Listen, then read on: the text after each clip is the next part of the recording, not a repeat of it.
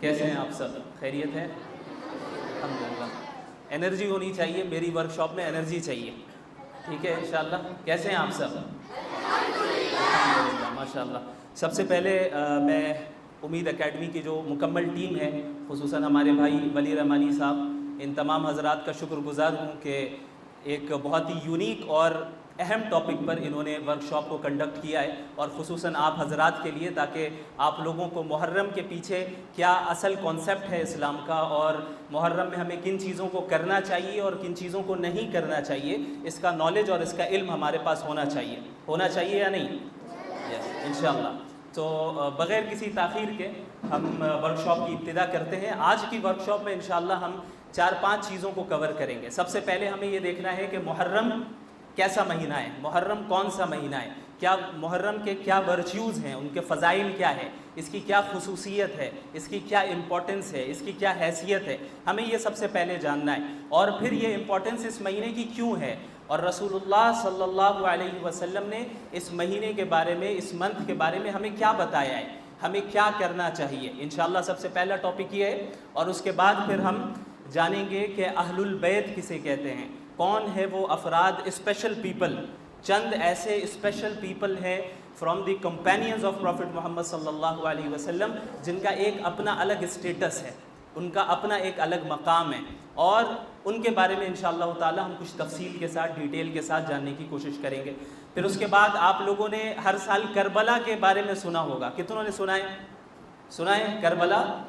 ہاں، لیکن کتنوں کو پتہ ہے کہ کربلا کیا ہوتا ہے؟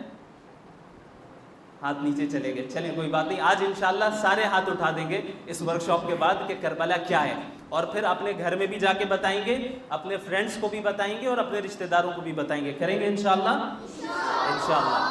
ٹھیک ہے. پھر کربلا کے بعد انشاءاللہ ہم یہ بھی جانیں گے کہ کربلا سے ہمیں کیا لیسنز ملتے ہیں، وہ واقعہ کیا ہے، اس سے کیا لیسنز ملتے ہیں. اور اس کے بعد پھر محرم کے مہینے میں بہت سی بدعتیں ہیں، بہت سے انوویشنز ہیں، ان سے بچنا ہے. بدعت کسے کہتے ہیں، انوویشن کسے کہتے ہیں، ہم یہ سب جانیں گے آج انشاءاللہ تعالی.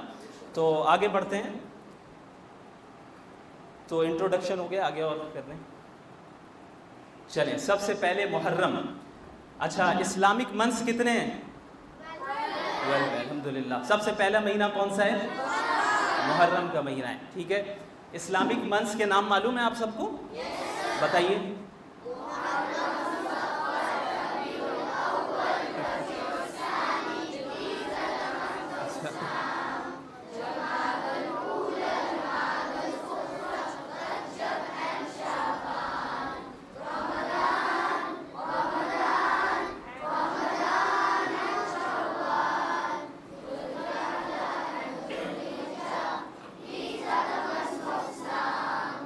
ماشاءاللہ، بہت بہت خوشی ہوئی مجھے یہ سن کر.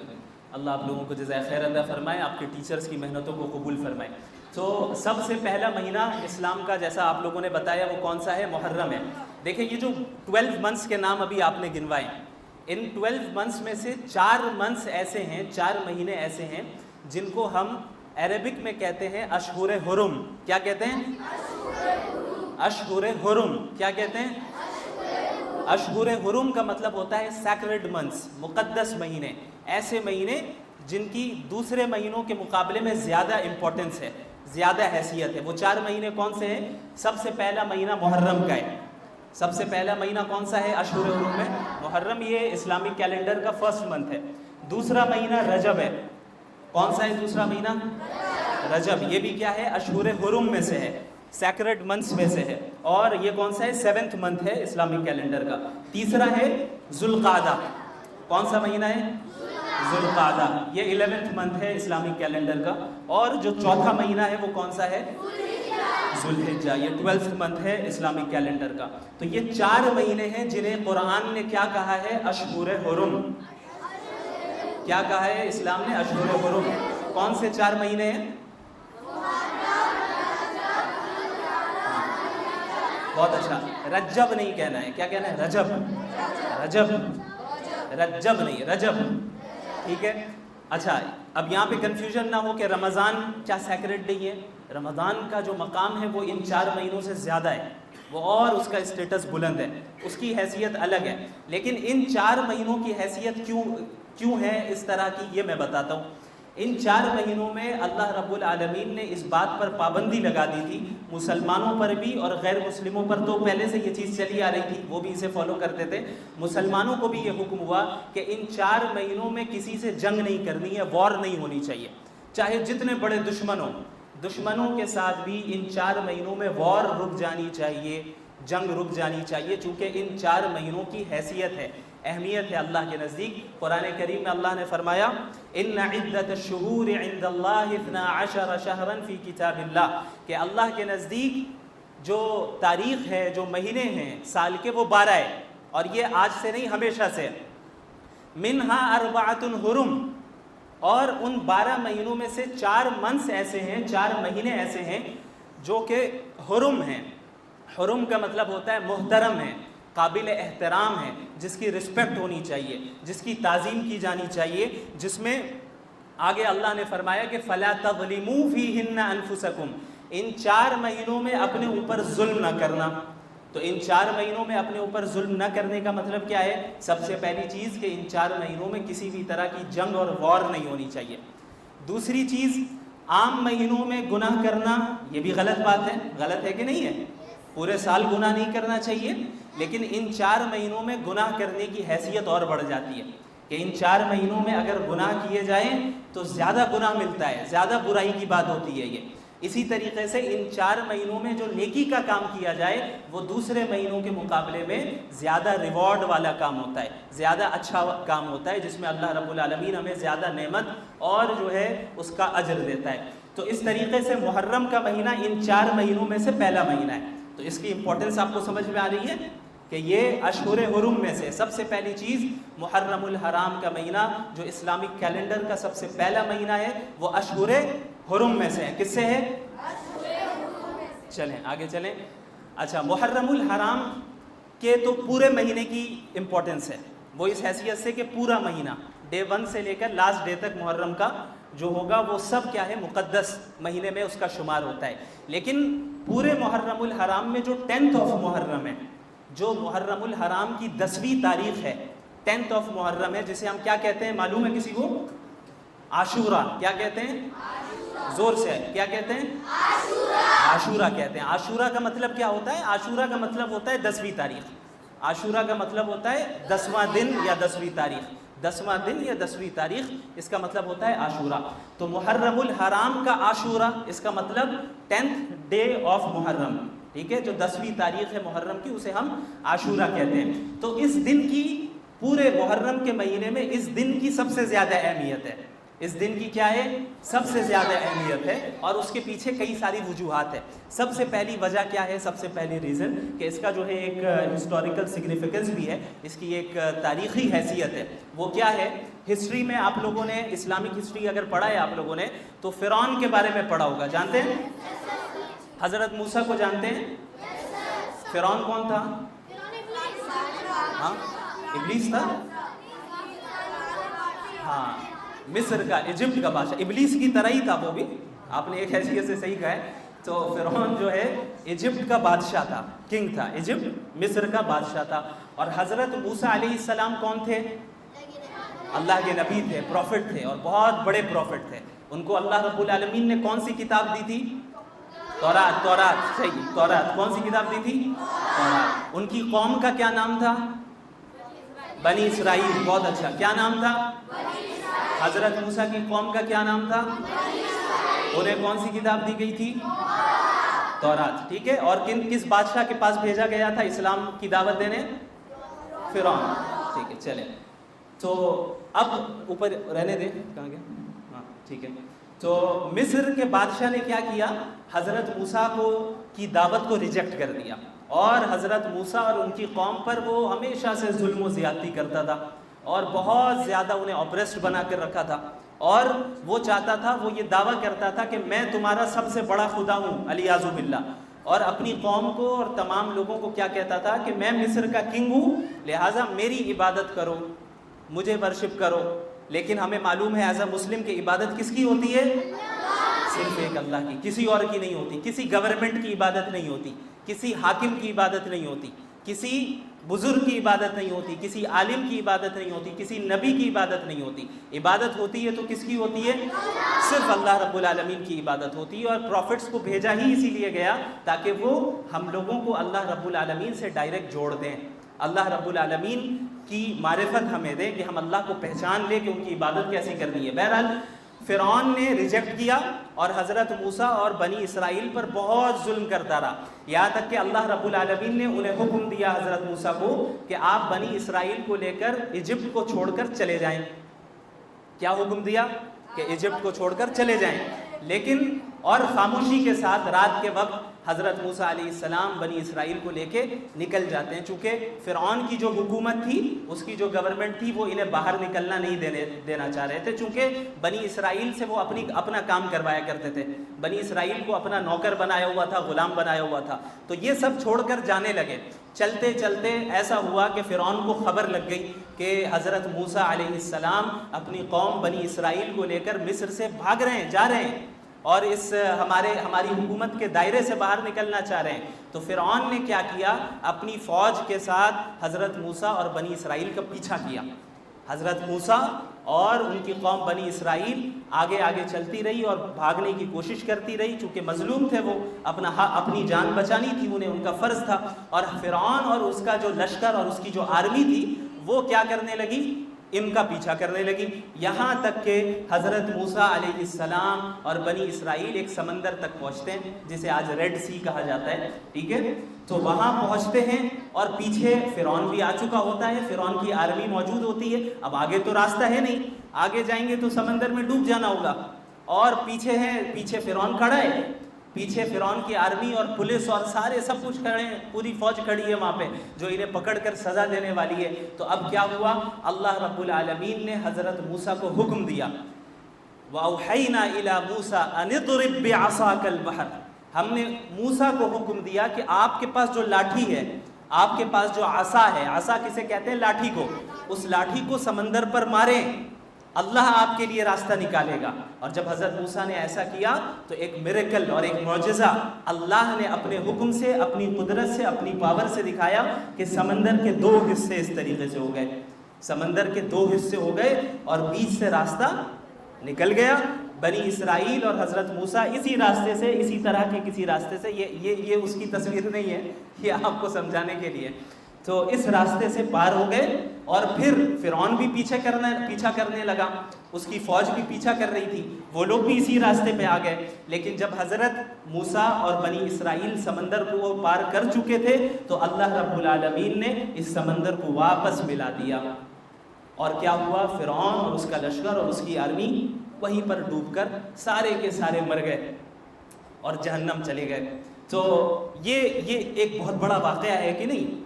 ایسا تو ہوتا نہیں ہے. کیا کسی نے دیکھا ہے سمندر کو 2 حصے میں ہوتے ہوئے؟ نہیں دیکھا ہے. کیوں؟ کیونکہ یہ میریکل ہے. میریکل کہتے ہی ہیں ایسی چیز کو جو کہ عام طور پر پیش نہیں آتی ہے، جو لاز آف نیچر کے خلاف ہوں. لاز آف نیچر کا تقاضا یہ تھا کہ سمندر اس طریقے سے 2 حصے میں نہیں ہو سکتا. سائنس آپ کو یہی بتائے گی کہ سمندر اس طریقے سے 2 حصے میں نہیں جا سکتا. بیچ سے راستہ نکل جائے اور پھر حضرت موسیٰ نکل جائے اور بنی اسرائیل نکل جائیں اور پھر بیچ میں جب فرعون پہنچے تبھی سمندر مل جائے اور مر جائے. سائنس کے اصولوں کے تحت ایسا نہیں ہو سکتا. کیوں؟ کیونکہ سائنس کا تعلق لاز آف نیچر کو سمجھنے سے ہے. اور میریکل اور معجزہ کہتے ہی ہیں اس چیز کو جو لاز آف نیچر کے خلاف ہو. سمجھ میں آئی بات؟ معجزہ کسے کہتے ہیں؟ لاز آف نیچر کے خلاف ہو. کوئی ایسی چیز آ جائے، کوئی ایسی چیز اللہ رب العالمین ظاہر کر دے جو عام طور پر پیش نہیں آتی ہے. تبھی تو سمجھ میں آئے گا کہ ہاں بھائی یہ شخص نبی ہیں، کہ انہوں نے اللہ کے حکم سے ایسا کام ان کے اشارے سے یا ان کے ذریعے اللہ نے کروایا کہ جو کہ عام طور پہ پیش نہیں آتا ہے. تو بہرحال یہ جو اتنا بڑا واقعہ ہوا، یہ جو معجزہ اور میریکل پیش آیا، یہ کس دن آیا تھا؟ یہ 10 محرم کے دن ہی ہوا تھا. 10 محرم کے دن ہوا تھا. اس سے ہمیں اس دن کی حیثیت پتہ چلتی ہے. نیکسٹ پیج میں جائیں. اچھا، اللہ کے رسول صلی اللہ علیہ وسلم پہلے مکۃ المکرمہ میں رہتے تھے، معلوم ہے آپ لوگوں کو. پھر آپ صلی اللہ علیہ وسلم نے ہجرت کی. ہجرت کر کے کہاں چلے گئے؟ مدینہ المنورہ. زور سے پیچھے آواز نہیں آ رہی ہے. کہاں گئے؟ مدینہ، المدینہ المنورہ. وہاں پر جب آپ صلی اللہ علیہ وسلم تشریف لائے تو آپ کو معلوم ہونا چاہیے کہ یہ جو 10 محرم کا روزہ ہے، 10 محرم کے دن روزہ رکھنے کا اللہ کے نبی نے حکم دیا یا اس کی ترغیب دی، یہ رمضان کے روزوں سے پہلے فرض تھا، کمپلسری تھا۔ جب تک رمضان کے روزے فرض نہیں ہوئے تھے تب تک ہر مسلمان کے لیے یہ کمپلسری تھا کہ 10 محرم کے دن وہ روزہ رکھے، ٹھیک ہے۔ پھر جب اللہ رب العالمین نے رمضان کے پورے مہینے میں روزہ رکھنے کو فرض قرار دیا تو کیا ہوا کہ پھر اب یہ فرض باقی نہیں رہا، یہ محض سنت رہی، جو چاہے رکھے اور جو چاہے نہ رکھے۔ تو جب مدینۃ المنورہ میں اللہ کے رسول صلی اللہ علیہ وسلم آتے ہیں تو وہاں پر پہلے سے کچھ یہودی تھے، ٹھیک ہے، وہ بھی اس دن روزہ رکھتے تھے اور وہ یہ کہتے تھے کہ بھئی چونکہ اس دن اللہ رب العالمین نے حضرت موسیٰ اور بنی اسرائیل کو فرعون سے بچا لیا، سمندر کے پار کروا دیا، تو اس کے شکر کے طور پر اللہ رب العالمین کا شکر ادا کرنے کے لیے ہم جو ہے اس دن روزہ رکھتے ہیں۔ تو آپ صلی اللہ علیہ وسلم نے کیا فرمایا؟ انہوں نے فرمایا کہ حضرت موسیٰ کے ہم زیادہ مستحق ہیں، یعنی حضرت موسیٰ کے اصل فالوورز کون ہیں؟ وہ تو ہم ہیں، وہ مسلمان ہیں جو حضرت موسیٰ کو بھی مانتے ہیں، حضرت عیسیٰ کو بھی مانتے ہیں اور پروفٹ محمد صلی اللہ علیہ وسلم کو بھی مانتے ہیں اور تمام پروفٹس کو مانتے ہیں۔ ایک مسلمان ہر نبی ہر پروفٹ پر ایمان رکھتا ہے کہ نہیں؟ لیکن جو یہودی ہیں وہ حضرت عیسیٰ کو پروفٹ نہیں مانتے، وہ حضرت محمد صلی اللہ علیہ وسلم کو پروفٹ نہیں مانتے۔ جو کرسچنز ہیں وہ حضرت موسیٰ کو پروفٹ مانتے ہیں، حضرت عیسیٰ کو پروفٹ مانتے ہیں، لیکن محمد الرسول اللہ صلی اللہ علیہ وسلم کو پروفٹ نہیں مانتے۔ تو پوری دنیا میں صرف مسلمان ہیں جو تمام پروفٹس پر، سارے پروفٹس پر ایمان رکھنے والی قوم ہے۔ تو ہم تو سب پر ایمان رکھتے ہیں۔ تو جو یہودی تھے انہوں نے کیا کیا؟ انہوں نے حضرت موسیٰ کے دین میں تبدیلی پیدا کر دی، اس میں چینجنگ کر دی، اپنی طرف سے چیزوں کو ایڈ کرتے رہے اور ایک الگ ہی دین بنا دیا انہوں نے۔ لیکن ہم کس دین پر ہیں؟ اسی دین پر ہیں جو حضرت موسیٰ لے کر آئے تھے، ہم اسی دین پر ہیں جس کی دعوت حضرت عیسیٰ نے دی تھی اور جسے کمپلیٹ محمد الرسول اللہ صلی اللہ علیہ وسلم نے کیا ہے۔ تو حضرت موسیٰ حقیقت میں کس کے پروفٹ ہیں؟ ہمارے پروفٹ ہیں۔ تو ہم اس دن روزہ رکھنے کے زیادہ حقدار ہیں۔ تو رسول اللہ صلی اللہ علیہ وسلم نے فرمایا کہ اس دن ہم روزہ رکھیں گے۔ آپ صلی اللہ علیہ وسلم نے 10 محرم کے دن روزہ رکھا۔ لیکن ایک چیز یہاں پہ آپ کو معلوم ہونی چاہیے کہ چونکہ یہودی بھی 10 محرم کے دن روزہ رکھتے تھے اور مسلمان بھی رکھتے تھے، لیکن اللہ کے نبی صلی اللہ علیہ وسلم کو یہ بات پسند نہیں تھی کہ مسلمان کچھ ایسا عمل کریں یا کوئی ایسی صورت اختیار کریں جو دوسری کمیونٹیز سے ملتی جلتی ہو۔ مسلمانوں کے اعمال، مسلمانوں کے افکار، مسلمانوں کے جو کام ہوتے ہیں، ایکشنز ہوتے ہیں، وہ اس طرح کے ہونے چاہیے جو انہیں دوسرے کمیونٹیز سے ڈفرینشیٹ کرنا ہمارے لیے آسان ہو جائے کہ ہاں بھائی دیکھ کے سمجھ میں آ جائے یہ مسلمان ہے۔ مسلمان وہ کام نہیں کرتا جو یہودی کرتے ہیں، مسلمان وہ کام نہیں کرتا جو کرسچنز کرتے ہیں یا کوئی اور کرتا ہے۔ مسلمان اسلام کو فالو کرتے ہیں، ان کا اپنا کلچر ہے، ان کی اپنی تہذیب ہے، ان کی اپنی اسلام کی تعلیمات ہے۔ تو رسول اللہ صلی اللہ علیہ وسلم نے یہ فرمایا کہ اگر اگلے سال میں زندہ رہا، اگلے سال باحیات رہا، تو میں 10 محرم کے ساتھ ساتھ اس سے ایک دن پہلے یعنی 9 محرم کے دن بھی روزہ رکھوں گا، تاکہ 2 روزے ہو جائیں اور یہ فرق ہو جائے دوسری کمیونٹی کے درمیان اور ہمارے درمیان کہ دوسری کمیونٹی ایک دن روزہ رکھ رہی ہے، ہم سیم ڈے اگرچہ رکھ رہے ہیں لیکن ہم ایک دن اور ایکسٹرا رکھ رہے ہیں، تو فرق ہو گیا نا۔ ہم 2 دن رکھ رہے ہیں، دوسرے کتنے دن رکھ رہے ہیں؟ ایک دن رکھ رہے ہیں۔ تو اب اس سے ہمیں ایک امپورٹنٹ چیز پتہ چلتی ہے، وہ کیا؟ وہ یہ 2 امپورٹنٹ چیز کیا بتائیے؟ ہاں 2 دن رکھتے ہیں۔ اس میں ایک امپورٹنٹ چیز جو ہمیں یہ پتہ چل رہی ہے وہ یہ ہے کہ ہمارے ایکشنز اور ہم جو کچھ بھی زندگی گزارتے ہیں، ہماری جو لائف اسٹائل ہونی چاہیے وہ مسلمانوں والی لائف اسٹائل ہونی چاہیے۔ ہماری ایسی لائف اسٹائل ہونی چاہیے جو ہمیں دوسری کمیونٹیز سے ممتاز کر دے، سمجھ میں آ جائے کہ ہاں یہ مسلمان ہے۔ مسلمان وہ کام نہیں کرتے جو غیر کرتے ہیں، جو نان مسلمز کرتے ہیں۔ سمجھ میں آئی بات؟ مثال کے طور پہ آپ میں سے برتھ ڈے پارٹی کتنے لوگ کرتے ہیں بتائیں؟ نہیں کرتے؟ ماشاءاللہ، بہت اچھا بہت اچھا۔ تو یہ برتھ ڈے پارٹیز ہیں، اینیورسریز ہیں، یہ ساری وہ رواج ہیں، وہ ساری چیزیں ہیں جو مسلمانوں کے کلچر سے تعلق نہیں رکھتی۔ اس کا تعلق کس سے؟ ویسٹرن کلچر سے، جو غیروں کا کلچر ہے۔ تو اسی حدیث سے ہمیں پتہ چلتا ہے کہ اس بات کی کتنی زیادہ امپورٹنس ہے کہ ہم اپنے کلچر پر فخر کریں، اپنی تہذیب پر قائم رہے اور دوسروں کی تہذیب، دوسروں کے کلچر اور دوسروں کے لائف اسٹائل کو نہ اختیار کریں۔ سمجھ میں آئی بات؟ کلیئر ہے؟ زور سے بتائیں۔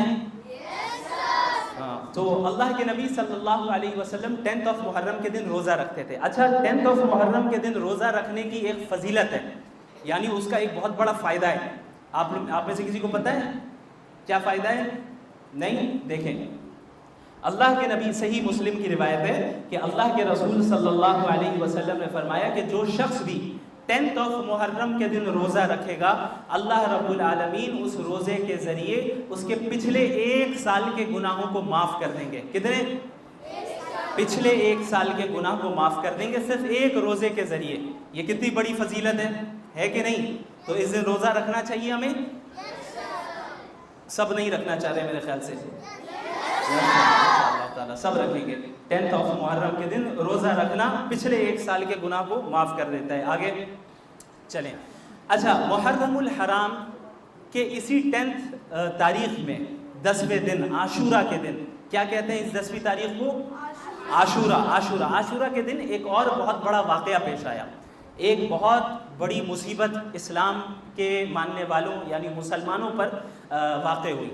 وہ اس کا تعلق کربلا سے ہے کہ کربلا میں حضرت حسین رضی اللہ عنہ کو شہید کیا گیا، اور وہ اسی دن کیا گیا، یعنی جو کربلا کے دن حضرت حسین شہید ہوئے وہ کس دن ہوئے؟ 10 محرم عاشورہ کے دن ہی۔ تو اس پہ ڈیٹیل میں جانے سے پہلے ہمیں سمجھنا ہوگا کہ حضرت حسین کی کیا اہمیت ہے اور حضرت حسین کون ہے اور اہل البیت کسے کہتے ہیں۔ یہ کیا لکھا ہے؟ اہل البیت کیا کہتے ہیں؟ اہل البیت کسے کہتے ہیں معلوم ہے؟ ہاں بتائیے۔ بہت اچھا، اللہ کے نبی صلی اللہ علیہ وسلم کے جو گھر والے ہیں، فیملی ممبرز ہیں، انہیں کیا کہتے ہیں؟ زور سے بتائیے، کیا کہتے ہیں؟ رسول اللہ صلی اللہ علیہ وسلم کے فیملی ممبرز کو کیا کہتے ہیں؟ اہل البیت۔ بہت اچھا، تو اہل البیت جیسا کہ میں نے بتایا کہ صحابہ کسے کہتے ہیں؟ کس کو معلوم ہے؟ ہاں بتائیے آپ۔ کمپینینز کا مطلب؟ ہاں ٹھیک ہے، قریب پہنچے آپ۔ میں آپ کو ایک ڈیفینیشن بتا رہا ہوں، صحابہ کسے کہتے ہیں، صحابی کسے کہتے ہیں۔ وہ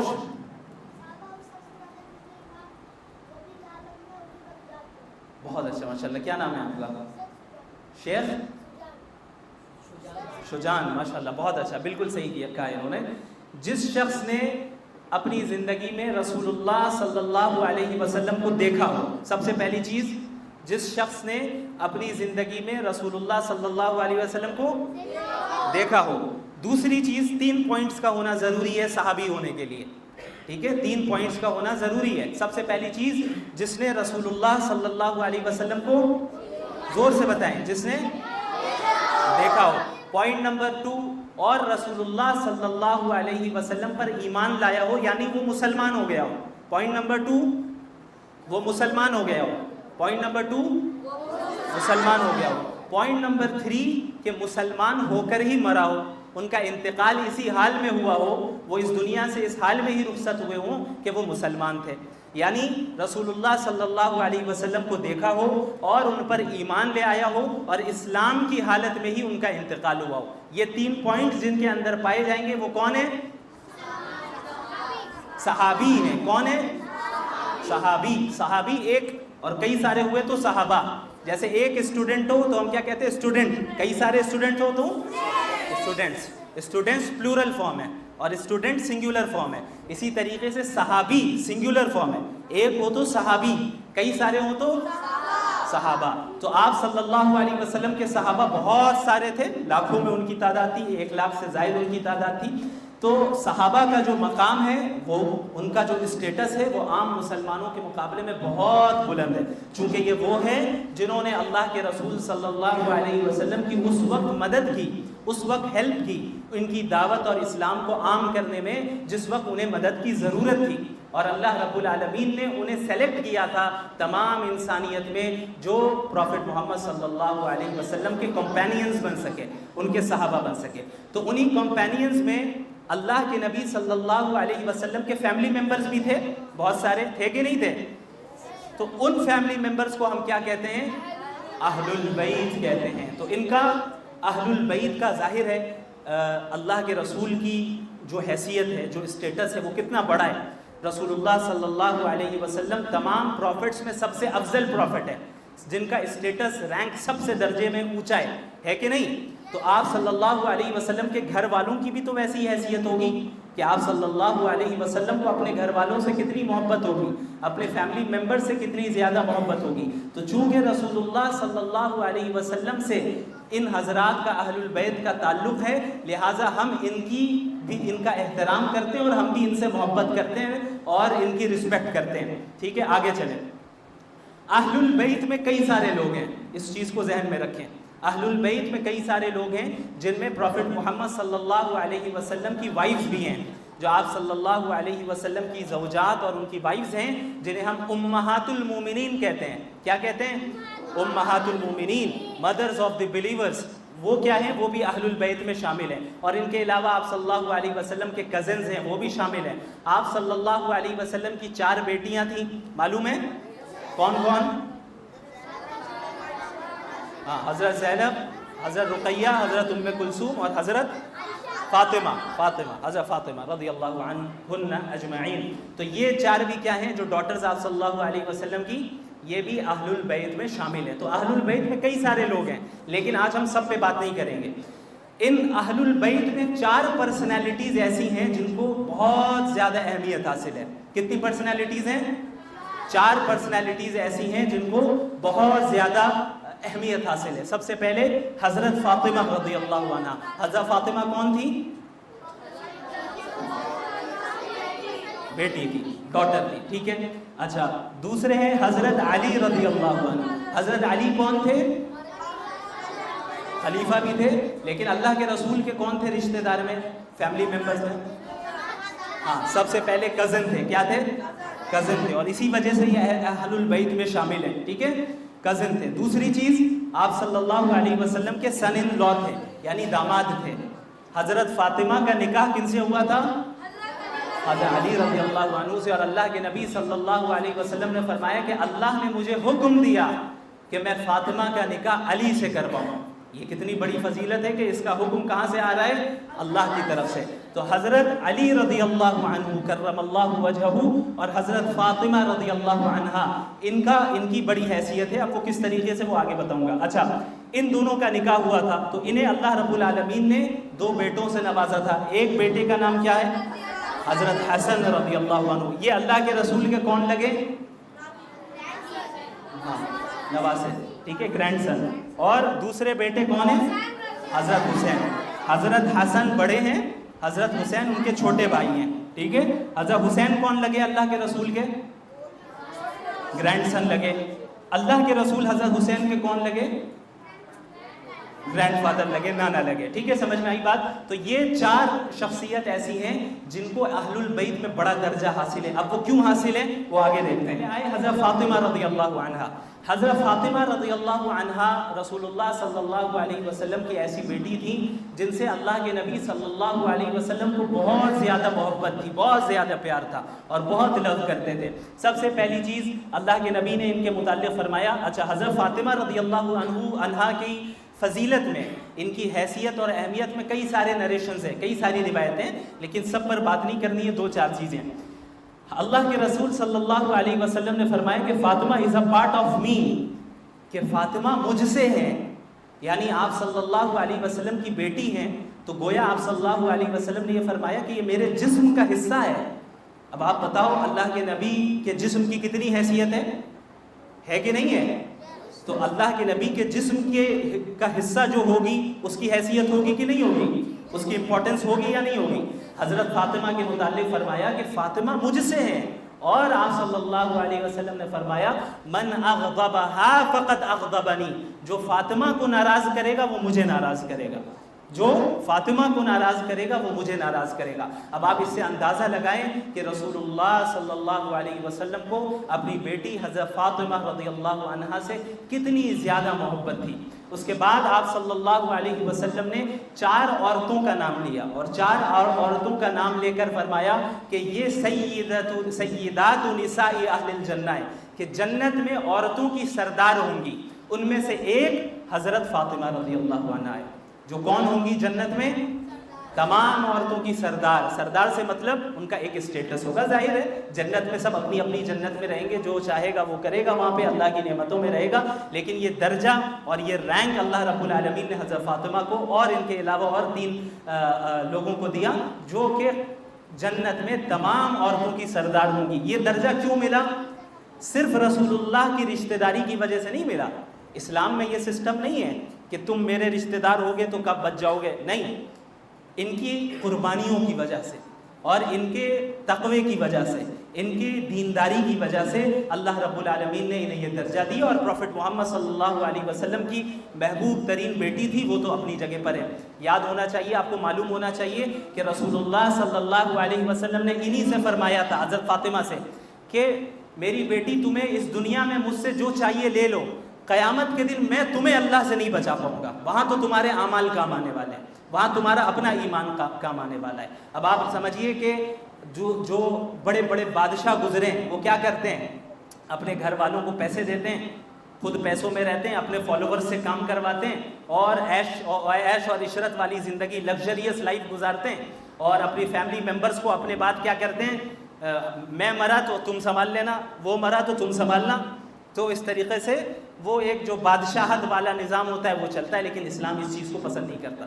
اسلام میں کامیاب وہ شخص ہے جو ایمان لے آئے اور اپنے اعمال کو درست کرے، اس کے اچھے ایکشنز ہو، چاہے وہ کسی بھی خاندان سے تعلق رکھتا ہو، چاہے وہ اہل بیت سے ہو یا اہل بیت سے نہ ہو، چاہے اس کا تعلق سعودی عرب سے ہو یا انڈیا سے ہو، امریکہ سے ہو، چائنا سے ہو، کہیں سے ہو۔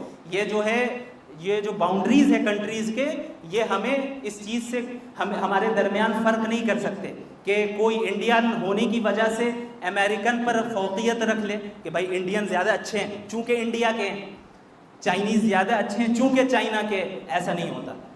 اللہ کے نزدیک اچھے کون ہیں؟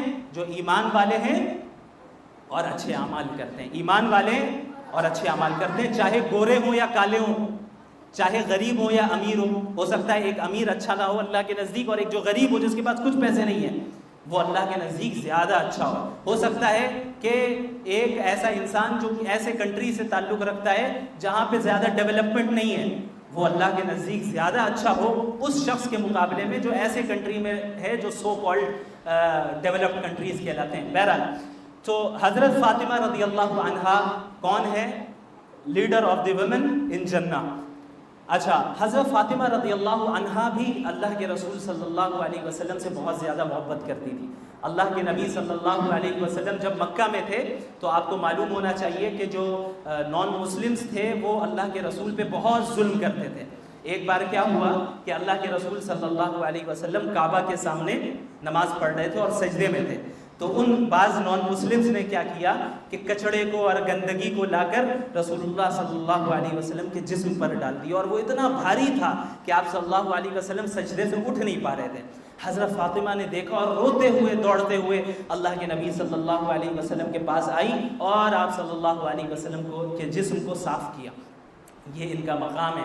اسی طریقے سے جب رسول اللہ صلی اللہ علیہ وسلم کا انتقال ہوا، اس سے کچھ دن پہلے جب وفات ہونے والی تھی، انتقال ہونے والا تھا، کچھ دن پہلے حضرت فاطمہ رضی اللہ عنہا کو اللہ کے نبی نے بلایا اور ان کے کان میں ایک بات کہی جس کو سن کر حضرت فاطمہ رونے لگی۔ پھر دوبارہ انہیں بلایا اور پھر ان کے کان میں دوسری بات کہی جن کو سن کر حضرت فاطمہ ہنسنے لگی۔ بعد میں حضرت عائشہ رضی اللہ عنہا نے حضرت فاطمہ سے پوچھا کہ اللہ کے رسول نے آپ کو کیا بتایا تھا کہ پہلے جو بتایا آپ رونے لگیں، پھر بتایا دوسری بات جب بتائی انہوں نے تو آپ ہنسنے لگیں؟ تو انہوں نے بتایا کہ پہلی بات جو رسول اللہ صلی اللہ علیہ وسلم نے مجھے بتائی وہ یہ ہے کہ اب میرا انتقال ہونے والا ہے، اب میں اس دنیا سے جانے والا ہوں۔ تو رسول اللہ صلی اللہ علیہ وسلم کی محبت میں حضرت فاطمہ رونے لگی۔ پھر دوسری مرتبہ جب حضرت فاطمہ کو اللہ کے نبی نے قریب کیا تو ان سے فرمایا کہ تم خوش رہو کیونکہ میرے بعد سب سے پہلے مجھ سے ملنے جو آنے والی ہے وہ تم ہی ہو، یعنی میرے بعد اہل بیت میں جس کا سب سے پہلے انتقال ہوگا وہ تم ہی ہوگی۔ یہ سن کر میں خوش ہو گئی کہ زیادہ دن جدائی نہیں ہے، بلکہ چند دنوں کے بعد اللہ کے نبی صلی اللہ علیہ وسلم اپنے والد کے پاس میں بھی پہنچ جاؤں گی۔ اور ایسا ہی ہوا، اللہ کے رسول کے انتقال کے صرف 6 منتھس کے بعد حضرت فاطمہ کا انتقال ہو جاتا ہے، اور یہ اہل البیت میں سب سے پہلی ہوتی ہیں جن کا آپ صلی اللہ علیہ وسلم کے بعد ان کی وفات ہوتی ہے۔ اب آئے حضرت علی رضی اللہ عنہ، ان کا جو مقام ہے وہ ہم سب جانتے ہیں۔ سب سے پہلے آپ کو معلوم ہونا چاہیے، تھوڑا سا اوپر کریں، کچھ اور ہے شاید نیچے، یہ خلیفہ راشد ہیں، خلیفہ راشد، 4th خلیفہ آف اسلام۔ جانتے ہیں آپ کتنے خلیفہ ہیں اسلام کے؟ کون کون؟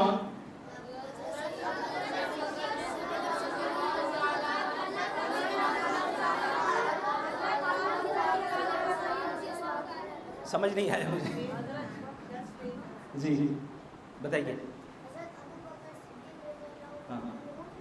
انہو،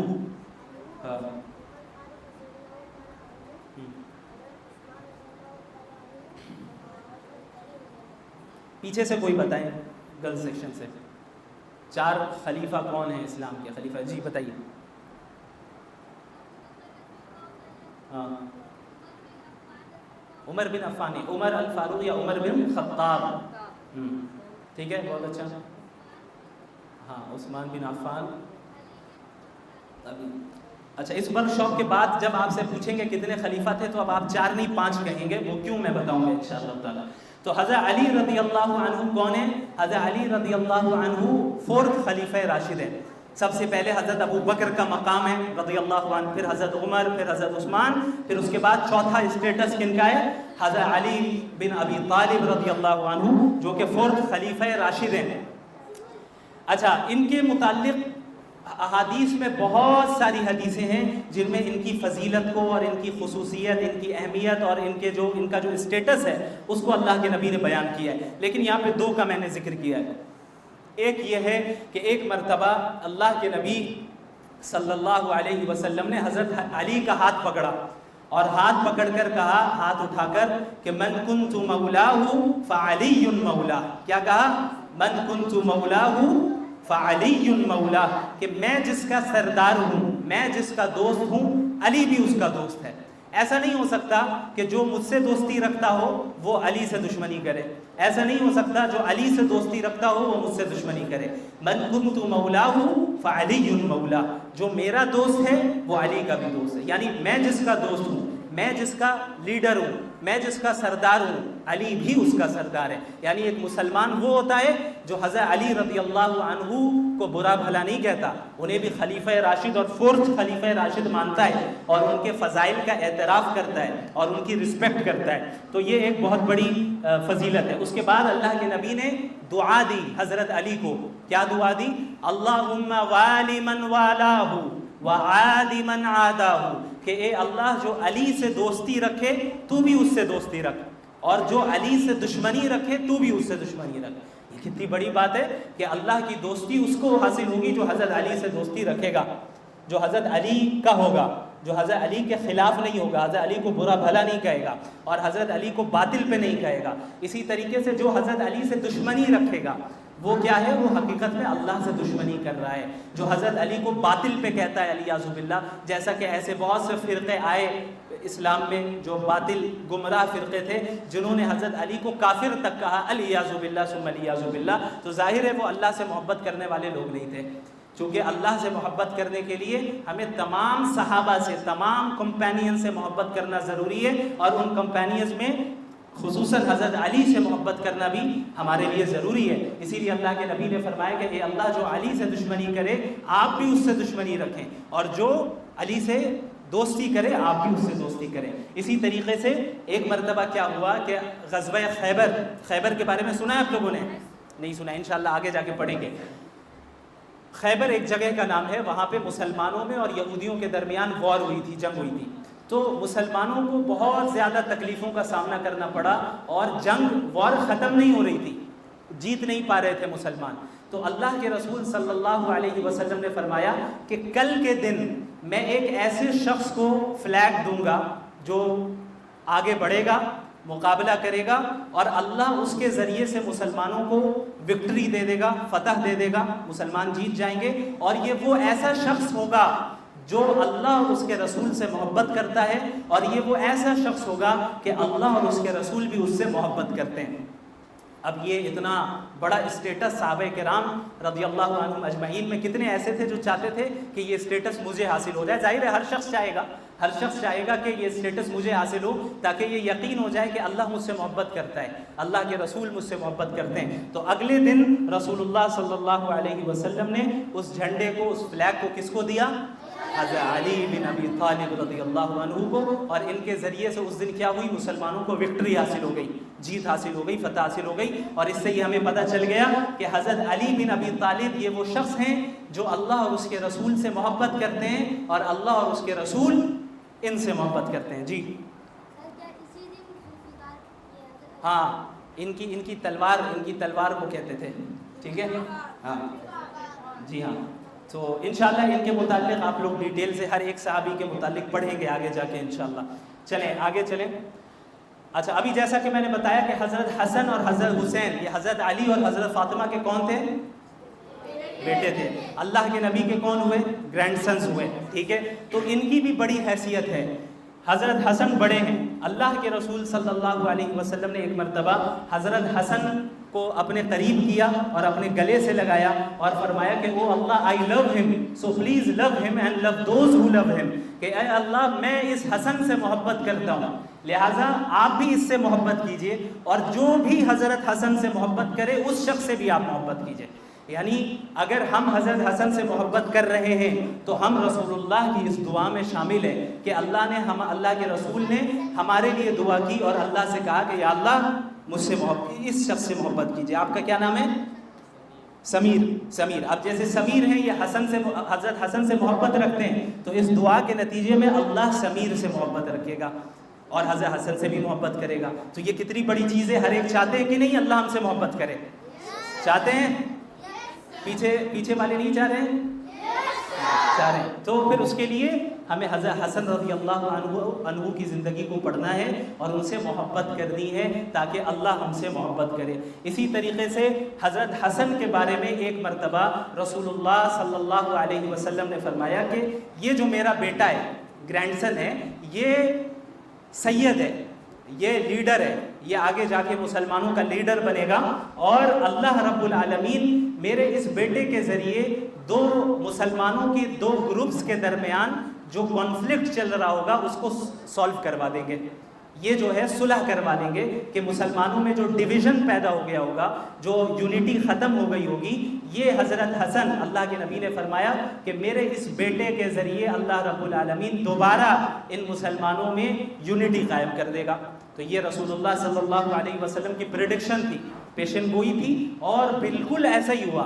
آگے جا کر بعض مسلمانوں میں کچھ اختلاف ہو گیا اور دو گروپس میں وہ بٹ گئے۔ دونوں جو ہے چاہتے تھے کہ وہ اسلام کو فالو کریں اور اسلام کو نافذ کریں، لیکن آپس میں کسی وجہ سے کانفلکٹ ہو گیا اور دو ڈویژن ہو گیا اسلام میں، مسلمانوں میں۔ اسلام میں کبھی بھی ڈویژن نہیں ہوتا، مسلمانوں میں ڈویژن ہو گیا۔ حضرت حسن رضی اللہ عنہ نے دونوں کے درمیان صلح کروا دی۔ انہوں نے کیا کیا کہ یہ لیڈر بن گئے تھے، امیر المومنین بن گئے تھے، انہوں نے اپنے آپ کو سرنڈر کر دیا اور کہہ دیا کہ بھائی یہ جو دو گروپس بن گئے مسلمانوں میں، ایک دوسرے سے ہی لڑائی ہو رہی ہے، یہ اچھی چیز نہیں ہے، یہ نہیں ہونا چاہیے، اس لیے میں اپنے عہدے سے دستبردار ہوتا ہوں، مجھے لیڈرشپ نہیں چاہیے، جو دوسرا گروہ ہے وہ ہی انتظام کو سنبھال لیں اور ہم سب مل کر تمام مسلمانوں کو لیڈ کریں گے۔ اور اس طریقے سے حضرت حسن رضی اللہ عنہ نے مسلمانوں کے دو بڑے گروپس جن کے درمیان کانفلکٹ تھا، لڑائی تھی، اس کو ختم کر دیا، اور رسول اللہ صلی اللہ علیہ وسلم کی وہ پریڈکشن صحیح ثابت ہوئی۔ یہ رسول اللہ صلی اللہ علیہ وسلم کے سچے نبی ہونے کی دلیل ہے کہ آپ نے ایسی ایسی پریڈکشنز کی ہے، ایسی ایسی باتیں بتائی ہیں فیوچر کے بارے میں، جو آج ہم پچھلے 1400 سال جو تاریخ گزری ہے اسلام کی اس کو دیکھتے ہیں تو پتہ چلتا ہے کہ وہ ساری چیزیں سچ ہو گئی۔ اسی طریقے سے حضرت حسن 5th خلیفہ راشد ہیں اسلام کے۔ کون ہے یہ 5th خلیفہ راشد؟ وہ اس طریقے سے کہ اللہ کے رسول صلی اللہ علیہ وسلم نے فرمایا کہ میرے انتقال کے بعد اس امت مسلمہ میں 30 ایئرز تک خلافت رہے گی۔ کتنے سال تک رہے گی؟ 30 ایئرز تک۔ سب سے پہلی خلافت کن کی رہی؟ حضرت ابو بکر رضی اللہ عنہ کی۔ دوسری حضرت عمر فاروق رضی اللہ عنہ، تیسری عثمان رضی اللہ عنہ، چوتھی حضرت علی۔ ان چاروں کی اگر آپ ڈیوریشن کو دیکھیں کہ کتنے سال ان چاروں کی خلافت چلی ہے، ٹوٹل 29 ایئرز 6 منتھس ہوتے ہیں۔ کتنے ہوتے ہیں؟ 29 ایئرز 6 منتھس چاروں کو ملا کر۔ لیکن اللہ کے رسول نے کیا فرمایا تھا کہ میرے بعد خلافت کتنے سال رہے گی؟ 30 ایئرز، یعنی ابھی 6 مہینے باقی ہیں۔ حضرت علی رضی اللہ عنہ جو کہ آخری 4تھ خلیفہ راشد تھے، انہیں شہید کر دیا گیا۔ کس وقت؟ کہ جب ابھی ان کی یعنی اس خلافت کے ڈیوریشن میں 29 ایئرز 6 منتھس ہی گزرے تھے، اور ان کے انتقال کے بعد مسلمانوں نے حضرت حسن کو لیڈر بنا دیا، یہ ہو گئے امیر المومنین۔ ٹھیک ہے، تو یہ 6 مہینے تک امیر المومنین رہے، اور 6 مہینے کے بعد انہوں نے اپنے عہدے کو خود چھوڑ دیا تاکہ جو مسلمانوں میں کانفلکٹ تھا، لڑائی تھی، جو ڈویژن تھا، وہ ختم ہو جائے۔ تو 6 مہینے تک یہ رہے خلیفہ۔ اس طریقے سے 30 سال خلافت کے مکمل ہوئے۔ ان کے بعد جو حکومت آئی وہ خلافت نہیں ہے، وہ بادشاہت کا دور شروع ہوا۔ اگرچہ حضرت امیر معاویہ رضی اللہ عنہ، نام سنا ہے آپ نے امیر معاویہ رضی اللہ عنہ کا؟ کتنوں نے سنا ہے؟ آج سن لیجئے، حضرت امیر معاویہ رضی اللہ عنہ حضرت حسن کے بعد تمام مسلمانوں کے لیڈرز رہے۔ وہ بھی صحابی رسول ہیں، کمپینینز میں سے ہے رسول اللہ صلی اللہ علیہ وسلم کے، اور ان کی عزت، ان کا احترام کرنا اسی طرح ضروری ہے جس طریقے سے تمام صحابہ کی عزت کرنا اور احترام کرنا ضروری ہے۔ تو یہ ہوا معاملہ حضرت حسن کا۔ حضرت حسن کے متعلق بعض لوگ کہتے ہیں کہ انہیں زہر دے کر شہید کر دیا گیا۔ حضرت حسین رضی اللہ عنہ جو ان کے چھوٹے بھائی ہیں، جن کا انہی کا تعلق ہے کربلا سے، اور کربلا کا ان سے تعلق ہے، تو اب ہم کربلا کی طرف آگے بڑھ رہے ہیں۔ حضرت حسین کے متعلق بھی اللہ کے نبی صلی اللہ علیہ وسلم نے کیا فرمایا؟ ان سے بڑی محبت کرتے تھے، اور فرمایا Hussain is part of me and I am part of him, کہ اس حسین میرا حصہ ہے اور میں حسین کا حصہ ہوں، یعنی میں حسین میں سے ہوں اور حسین مجھ سے۔ اتنی زیادہ محبت کرتے تھے کہ رسول اللہ صلی اللہ علیہ وسلم نے فرمایا کہ حسین مجھ سے ہیں اور میں حسین سے ہوں۔ شاید ہی کسی اور کے لیے یہ اللہ کے نبی صلی اللہ علیہ وسلم نے فرمایا ہو کہ میں سامنے والے شخص سے ہوں یا اس کا حصہ ہوں، ایسی کمی فضیلت ہے، اور حضرت حسین کو یہ حاصل ہے۔ اور اللہ کے نبی صلی اللہ علیہ وسلم نے ان لوگوں کو بھی دعا دی جو حضرت حسین کو محبت کرتے ہیں، اور فرمایا کہ یا اللہ جو حضرت حسین سے محبت کرے آپ بھی اس سے محبت کیجئے۔ تو آپ سب حضرت حسین سے محبت کرتے ہیں؟ کرتے ہیں؟ تو انشاءاللہ اللہ بھی آپ سے محبت کریں گے۔ اسی طرح حضرت حسن اور حسین دونوں کے بارے میں اللہ کے نبی صلی اللہ علیہ وسلم نے فرمایا کہ یہ جنت کے نوجوانوں کے سردار ہوں گے۔ جنت میں جو نوجوان لوگ ہوں گے ان میں ان کی حیثیت سب سے زیادہ ہوگی۔ کیوں؟ کیونکہ انہوں نے ویسی قربانیاں دی ہیں۔ اب حضرت حسین نے کیسی قربانی دی ہے اس کو ابھی ہم آگے پڑھیں گے انشاءاللہ تعالی۔ لیکن ساتھ میں اللہ کے نبی نے یہ بھی فرمایا and their father is better than them, جو حضرت علی ہیں ان دونوں سے زیادہ افضل ہیں۔ ظاہر ہے فادر کی حیثیت تو الگ ہوتی ہے، بیٹی کی حیثیت الگ ہوتی ہے، تو اور حضرت علی رضی اللہ عنہ حضرت حسن اور حسین کے کون ہیں؟ فادر ہے، تو ان کا وہ مقام اور وہ درجہ ہے۔ اللہ کے نبی نے فرمایا کہ علی جو ہیں وہ حسن و حسین سے بھی بہتر ہیں، اور حسن و حسین وہ ہیں جو جنت کے نوجوانوں کے سردار ہوں گے، لیڈرز ہوں گے۔ اچھا، کربلا میں، ابھی کربلا پہ میں ڈیٹیل میں آؤں گا، انہی کو شہید کیا گیا، اور اس کی بھی پریڈکشن آپ صلی اللہ علیہ وسلم نے بہت پہلے کر دی تھی۔ آپ صلی اللہ، مسند احمد کتاب ہے، اس کی روایت ہے کہ ایک مرتبہ اللہ کے نبی صلی اللہ علیہ وسلم گھر سے گھبراتے ہوئے باہر نکلے، اور اس طرح نکلے کہ ان کے آنکھ سے آنسو بہہ رہے تھے۔ تو بعض روایتوں میں ہے کہ حضرت ام سلمہ رضی اللہ عنہا، اور بعض روایتوں میں ہے کہ حضرت عائشہ رضی اللہ عنہا، انہوں نے فوراً اللہ کے نبی سے سوال کیا کہ یا رسول اللہ آپ کیوں گھبرائے ہوئے ہیں اور آپ کیوں رو رہے ہیں، آپ کے آنکھوں سے آنسو کیوں نکل رہے ہیں؟ تو اللہ کے رسول صلی اللہ علیہ وسلم نے فرمایا کہ ابھی میرے پاس ایک ایسا فرشتہ آیا جو اس سے پہلے کبھی میرے پاس نہیں آیا تھا، اور اس نے مجھ سے یہ کہا کہ آپ کا یہ جو نواسا ہے، یہ جو گرینڈ سن ہے حضرت حسین، اسے فلاں جگہ پہ قتل کر دیا جائے گا، کیا آپ چاہتے ہیں اس جگہ کی مٹی کو دیکھنا چاہتے ہیں؟ تو اللہ کے نبی نے فرمایا میں نے اس فرشتے سے کہا کہ آپ مجھے اس جگہ کی مٹی دکھائیے، تو وہ جو فرشتہ تھا اس نے اس جگہ کی مٹی کو لا کر رسول اللہ کے سامنے رکھا اور دکھایا کہ یہ وہ ریڈ سوئل ہے جہاں پہ ان کا خون بہے گا، اور یہ جو آپ کا محبوب نواسا ہے جس سے آپ اتنی محبت کرتے ہیں، انہیں قتل کر دیا جائے گا، اور قتل کرنے والے کون ہوں گے؟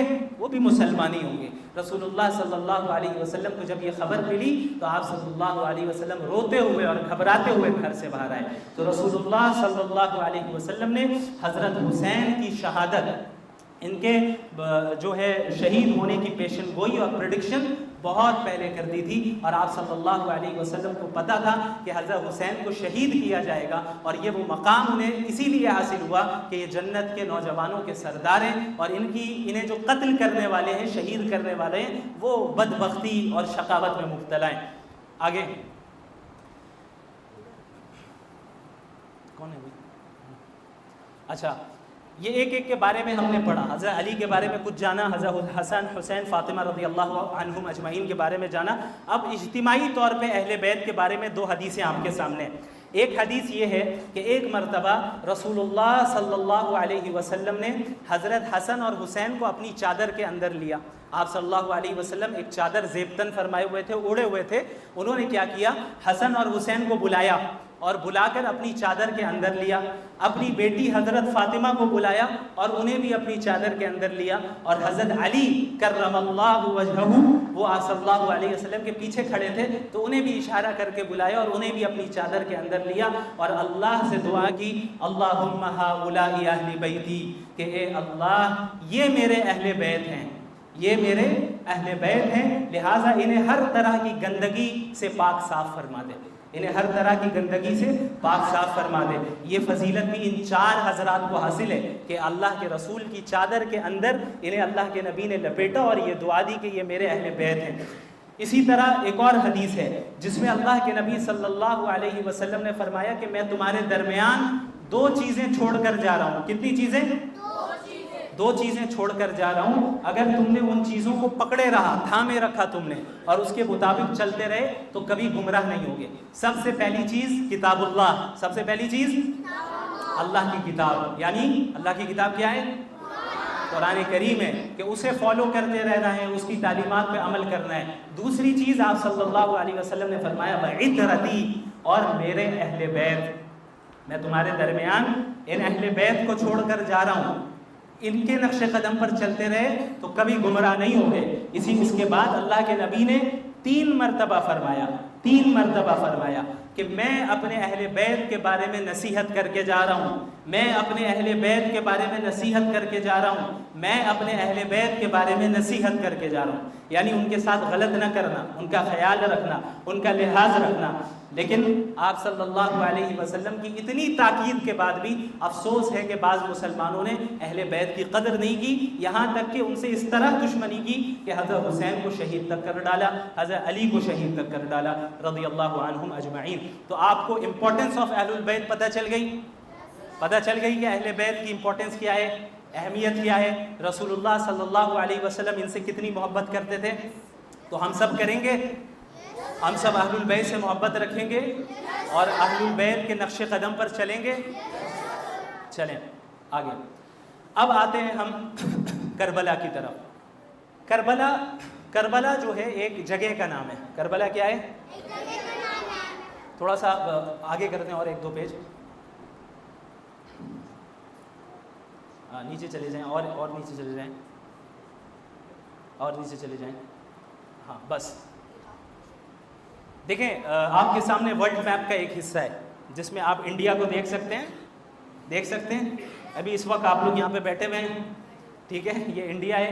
انڈیا کے ویسٹ سائڈ میں آپ دیکھیں سعودی عرب ہے، مکہ اور مدینہ یہاں پہ ہے، ٹھیک ہے، مکہ اور مدینہ یہاں پہ ہے۔ سعودی عرب کے ٹھیک اوپر دیکھیں عراق نظر آ رہا ہے۔ عراق کیا ہے؟ کنٹری کا نام ہے۔ جس طریقے سے انڈیا کنٹری کا نام ہے، اسی طریقے سے عراق کیا ہے؟ کنٹری کا نام ہے۔ انڈیا میں ہم کس سٹی میں رہتے ہیں؟ کولکتہ میں رہتے ہیں۔ اسی طریقے سے عراق کنٹری ہے، اس میں ایک سٹی ہے جس کو کہتے ہیں کوفہ۔ کیا کہتے ہیں؟ جس طریقے سے کولکتہ از اے سٹی آف انڈیا، اسی طریقے سے کوفہ کیا ہے؟ عراق کا ایک شہر ہے، عراق کا سٹی ہے۔ کوفہ کے قریب، کوفہ جو سٹی کا نام ہے، اسی کے قریب ایک اور جگہ ہے جسے کہتے ہیں کربلا. کیا کہتے ہیں؟ کربلا. تھوڑا سا اور اوپر کر لیں، نیکسٹ پیج نیچے کر. ہاں یہ دیکھیں آپ، یہ مکہ دکھ رہا ہے آپ کو، یہ مدینہ دکھ رہا ہے، یہ سعودی عرب کا حصہ ہے جو آج کا سعودی عرب ہے. اس ملک کا نام سعودی عرب نہیں ہے، اس ملک کا نام ہے جزیرۃ العرب. کیا نام ہے اس ملک کا؟ کیا نام ہے اس ملک کا؟ نام رسول اللہ نے جزیرۃ العرب رکھا ہے، سعودی عرب نہیں رکھا ہے. تو ہمیں کیا کہنا ہے؟ یہ کیا ہے؟ جزیرۃ العرب. جزیرۃ العرب کے اوپر عراق کنٹری ہے، یہاں پہ کربلا دکھ رہا ہے، یہ کربلا ہے، اور اس جگہ پہ کوفہ ہے. کوفہ بڑا شہر ہے اور یہ بھی اب شہر ہو گیا ہے. جگہ کا نام ہے کربلا. یہ اتنے فاصلے پہ آپ دیکھ سکتے ہیں، کربلا اور کوفہ. یہ کوفہ شہر ہے، سٹی ہے عراق کے اندر، اور کربلا کچھ فاصلے پر جگہ کا نام ہے.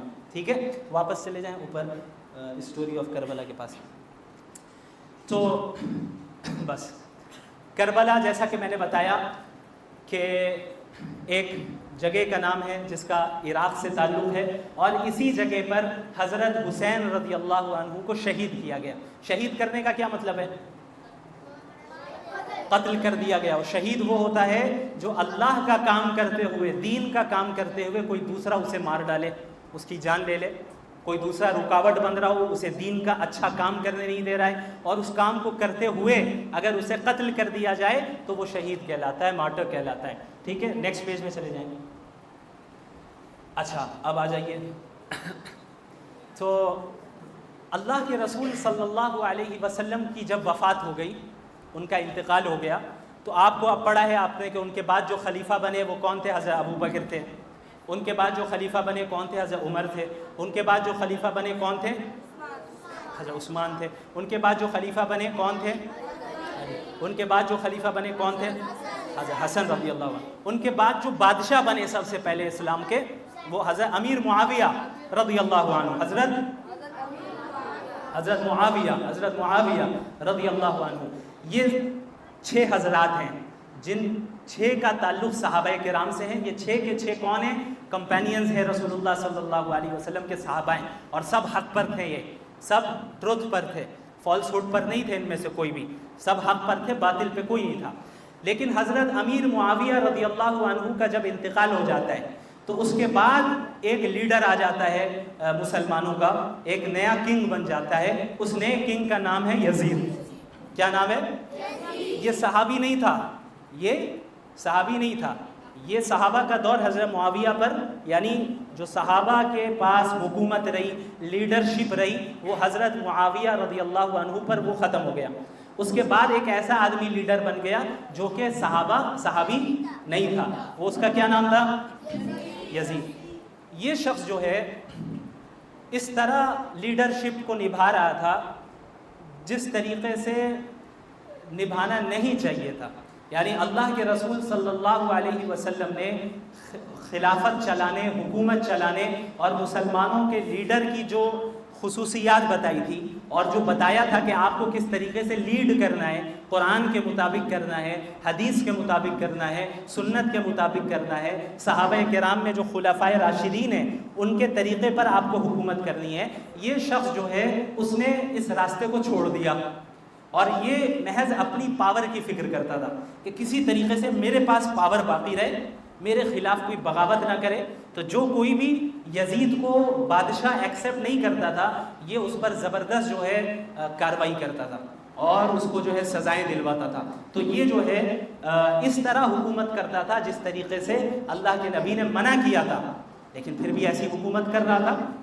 تو اس کی حکومت جب آئی، جب یہ کنگ بنا، تو اس وقت صحابہ کی ایک بڑی تعداد موجود تھی، عام سٹیزنز کی طرح وہ موجود تھے. صحابہ کرام جو رسول اللہ صلی اللہ علیہ وسلم کو جنہوں نے دیکھا تھا اور جن کی صحبت میں انہوں نے تعلیم حاصل کی تھی. تو جب ان صحابہ نے یہ دیکھا کہ ایک ایسا بادشاہ آ گیا ہے اور ایسی حکومت کر رہا ہے جو رسول اللہ کے طریقے پہ نہیں کر رہا ہے بلکہ اپنی من چاہے طریقے پہ کر رہا ہے، وہ اسے اپنی پاور کی فکر ہے، اسے اس بات کی فکر نہیں ہے کہ اسلام کی کیا تعلیم ہے، اسے اس بات کی فکر نہیں ہے کہ قرآن کیا کہہ رہا ہے، حدیث کیا کہہ رہی ہے، رسول اللہ نے کیسے حکومت کی. یہ اپنے من چاہے طریقے پہ حکومت کرنے لگا تو بہت سے صحابہ، بلکہ اکثر صحابہ، بلکہ تمام صحابہ اس سے ناخوش تھے. لیکن ان تمام صحابہ میں سے بعض صحابہ ایسے رہے جنہوں نے اٹھ کر اس کے خلاف آواز اٹھائی، جن میں حضرت حسین رضی اللہ عنہ تھے. چونکہ ظاہر ہے یہ اللہ کے نبی جو ان کے نانا ہیں اور نبی ہیں پوری امت مسلمہ کے، ان کی تعلیمات کو انہوں نے بچپن سے دیکھا ہے، ان کی قربانیوں کو انہوں نے بچپن سے جانا ہے، اور اپنی زندگی میں اپنے نانا کی قربانیوں کو یہ دیکھ رہے ہیں کہ اس سے ہٹ کر وہ ایک ایسا شخص آ گیا ہے جو میرے نانا کی قربانیوں کی توہین کر رہا ہے اور اس طرح حکومت کر رہا ہے جس طرح میرے نانا نے نہیں بتایا تھا. تو ضروری ہے کہ اسلام کو باقی رکھنا ہے، اسلام کی صحیح اور پیور ٹیچنگز کو باقی رکھنا ہے تو ہمیں اسے بدلنا ہوگا. ایسے انسان کو ہمیں لیڈر بنانا ہوگا جو حضرت ابو بکر، حضرت عمر، حضرت عثمان، حضرت علی، حضرت حسن اور حضرت امیر معاویہ رضی اللہ عنہم جیسا کوئی ہو، جو کتاب و سنت کو، قرآن کو، حدیث کو سب سے پہلے رکھے اور اس کے حساب سے حکومت کرے. اسے اپنی پاور کی فکر نہ ہو بلکہ مسلمانوں اور سٹیزنز کی فکر ہو. تو حضرت حسین رضی اللہ عنہ یزید کے خلاف تھے. وہ چاہتے تھے کہ امن و امان قائم ہو، وہ چاہتے تھے کہ لوگوں کو فریڈم ملے. فریڈم بھی یہ نہیں دے رہے تھے جناب، جو ان کے خلاف بولتا تھا پکڑ لیتے تھے، فوج بھیج دیتے تھے، اریسٹ کروا دیتے تھے.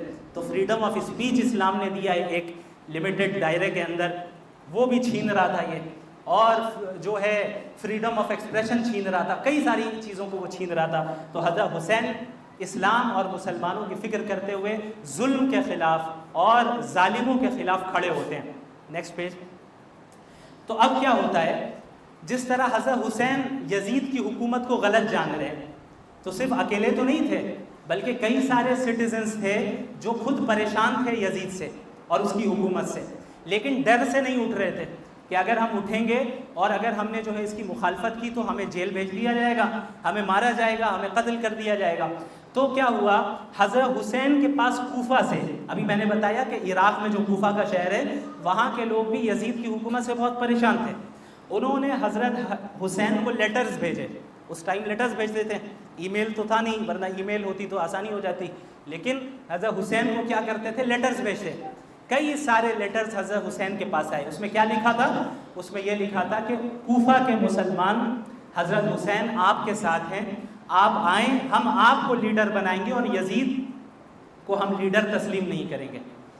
آپ آئیں اور آپ کو ہم لیڈر بنائیں گے، چونکہ آپ اسی طریقے سے لیڈ کریں گے امت کو جس طریقے سے ابو بکر، عمر، عثمان، علی، حسن اور معاویہ نے کیا رضی اللہ عنہ اجمعین، اور جس طریقے سے رسول اللہ نے حکم دیا ہے. یزید تو نہیں کر رہا ہے، لیکن آپ صحابی ہیں، آپ زیادہ ڈیزرو کرتے ہیں to be the leader of Muslims. آپ آگے آئیں اور ہم مظلوموں کو بچائیں، ہم پہ بہت ظلم ہو رہا ہے. تو جب کئی سارے لیٹرز حضرت حسین کے پاس کوفہ سے پہنچے تو حضرت حسین تیار ہو گئے کہ ٹھیک ہے، ظلم کو ختم کرنا ہماری ذمہ داری ہے. اس لیے اس وقت وہ مکہ المکرمہ میں تھے. انہوں نے کیا کیا، ان لیٹرز کو ویریفائی کرنے کے لیے، ایسا بھی تو ہو سکتا تھا نا کہ یہ لیٹرز جو ہے جھوٹ موٹ کے کسی نے بھیج دی ہے، ایسا بھی ہو سکتا تھا کہ کوفہ والوں نے نہیں بھیجا ہے، کسی اور نے بھیجا ہے انہیں پھنسانے کے لیے. تو ان لیٹرز کو ویریفائی کرنے کے لیے حضرت حسین نے اپنے کزن بھائی کو، جن کا نام تھا مسلم بن عقیل، کیا نام تھا، کیا نام تھا، یہ بھی اہل بیت سے ان کا تعلق ہے، یہ بھی اہل بیت سے تعلق رکھتے ہیں. حضرت حسین کے کزن بھائی ہیں، چچیرے بھائی ہیں. مسلم بن عقیل رحمۃ اللہ علیہ صحابی نہیں ہے، حضرت حسین کے کمپینینز میں سے. انہوں نے کوفہ بھیجا کہ آپ پہلے جائیں اور کوفہ میں جا کے ویریفائی کریں کہ اتنی بڑی تعداد میں جو میرے پاس لیٹرز آ رہے ہیں، کیا یہ لوگ سچ بول رہے ہیں، کیا یہ میرا ساتھ دیں گے، کیا یہ سپورٹ کریں گے، یہ جو مجھے بار بار بلا رہے ہیں کوفہ، کیا سپورٹ کریں گے یا نہیں. تو حضرت مسلم بن عقیل رحمۃ اللہ علیہ چلے جاتے ہیں کہاں پہ، کوفہ. کوفہ میں جانے کے بعد کیا ہوتا ہے، وہاں پہ صحیح معنی میں جن لوگوں نے لیٹرز بھیجے حضرت مسلم بن عقیل کے پاس آتے ہیں اور ان کے ہاتھ میں ہاتھ دے دیتے ہیں کہ آپ حضرت حسین کو بلائیں، ہم سب تیار ہیں لڑنے کے لیے. اور ان کی تعداد بڑھتے بڑھتے کتنی ہو جاتی، 18,000. یعنی کوفہ کے سٹی سے 18,000 لوگ مسلم بن عقیل کو کہتے ہیں کہ ہم نہیں لیٹرز بھیجیں، آپ حضرت حسین کو بلائیں اور ہم ظلم کے خلاف لڑیں گے، اور حضرت حسین ڈیزرو کرتے ہیں ٹو بی دا لیڈر، ہم ان کی مدد کریں گے۔ تو حضرت مسلم بن عقیل نے مکہ میں حضرت حسن کو بھیج دیا پیغام کہ بھائی ہاں یہاں تو سارے تیار ہیں، 18,000 کی تعداد میں لوگ موجود ہیں، آپ تشریف لے آئیں۔ اب حضرت حسین اپنے گھر والوں کے ساتھ، جن میں ان کے بچے، ان کی وائفز، ان کے کزنز اور ان کے بہت سے ماننے والوں کو لے کر روانہ ہو جاتے ہیں مکہ المکرمہ سے۔ نیچے واپس وہ میپ والے میں چلے جائیں، سیکنڈ، ہاں ایک اور بس۔ تو یہاں مکہ سے روانہ ہوتے ہیں، سفر کرتے ہیں کوفہ کی طرف۔ کوفہ ادھر ہے کوفہ، یہ کربلا ہے۔ تو یہاں سے وہ روانہ ہو جاتے ہیں، سفر کرتے رہتے ہیں۔ اب کیا ہوتا ہے، واپس اس پیج میں آ جائیے۔ یہاں پہ یزید کو خبر مل جاتی ہے کہ بھائی یہ مسلم بن عقیل نامی ایک شخص کوفہ میں آیا ہوا ہے، اور یہ حضرت حسین کے لیے جو ہے لوگوں کو ابھار رہا ہے ان کی مدد کرنے کے لیے۔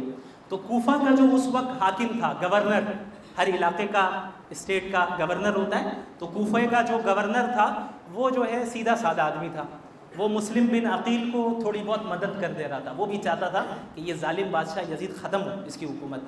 تو جب یزید کو پتہ چلتا ہے کہ یہ جو کوفہ کا جو فی الحال ابھی کرنٹ گورنر ہے یہ کچھ کر نہیں رہا ہے، 18,000 لوگ جمع ہو گئے ہیں میرے خلاف، تو اس نے کیا کیا کہ اس گورنر کو ہٹا کر ایک نیا گورنر بنا دیا جس کا نام تھا عبید اللہ بن زیاد۔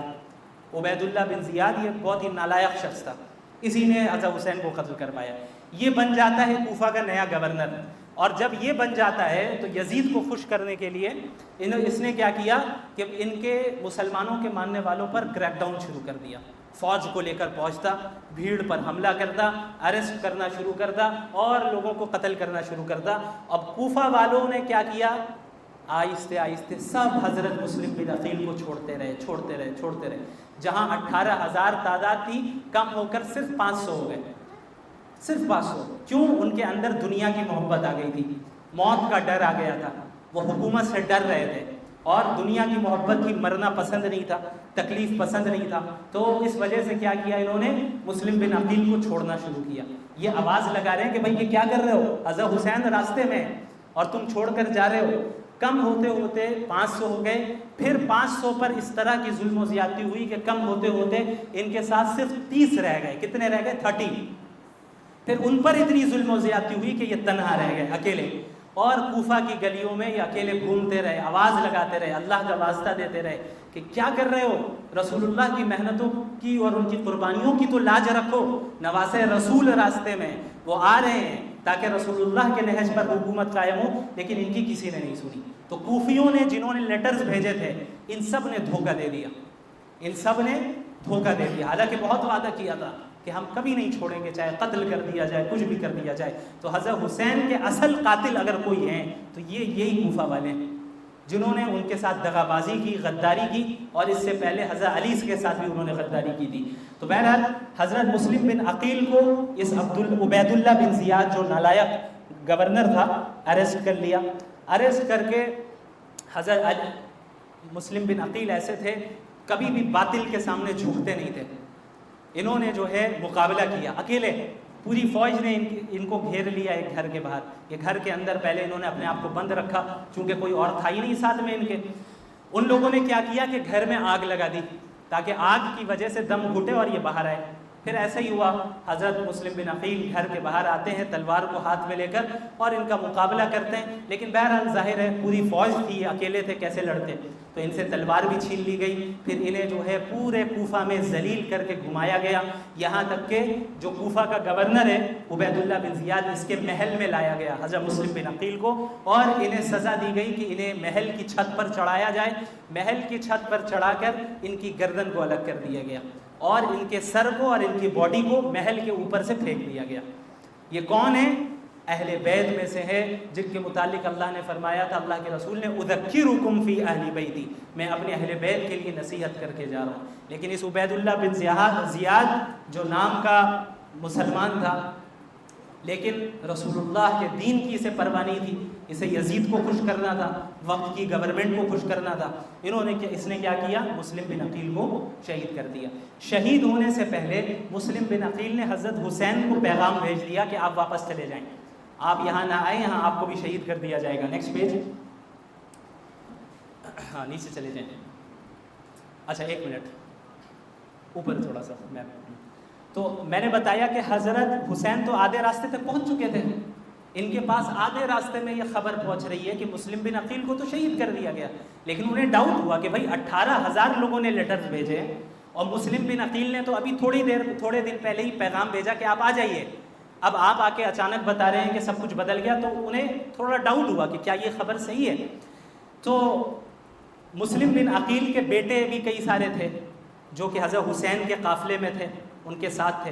انہوں نے کہا کہ اگر مسلم بن عقیل کو شہید کر بھی دیا گیا ہے پھر بھی ہم واپس نہیں جائیں گے, ہم جائیں گے اور اپنے باپ کا بدلہ لیں گے. میرے والد کو انہوں نے ناحق قتل کیا ہے. تو حضرت حسین تیار ہو گئے کہ بھائی ٹھیک ہے چلیں.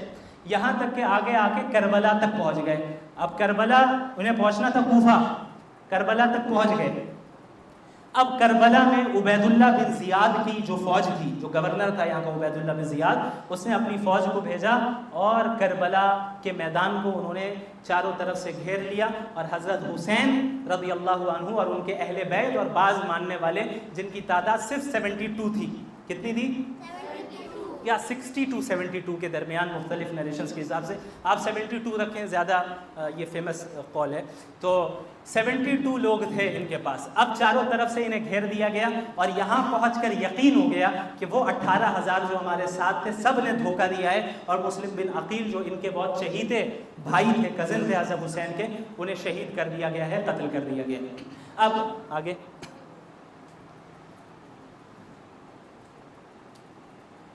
یہاں پہنچ کر اب معاملہ آتا ہے کربلا کا. کربلا میں پہنچنے کے بعد جیسا کہ میں نے بتایا کہ عبید اللہ بن زیاد کے لشکر نے, ان کی آرمی نے انہیں گھیر لیا.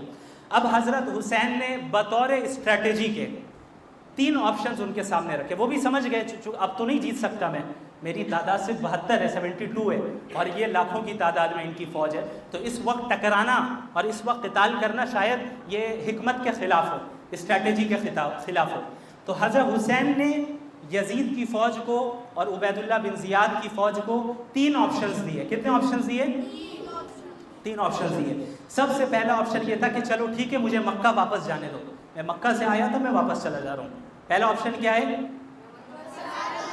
مکہ واپس جانے دو. دوسرا آپشن یہ ہے یا تو مجھے یزید کے پاس لے کے چلو, میں اس سے بات کروں گا.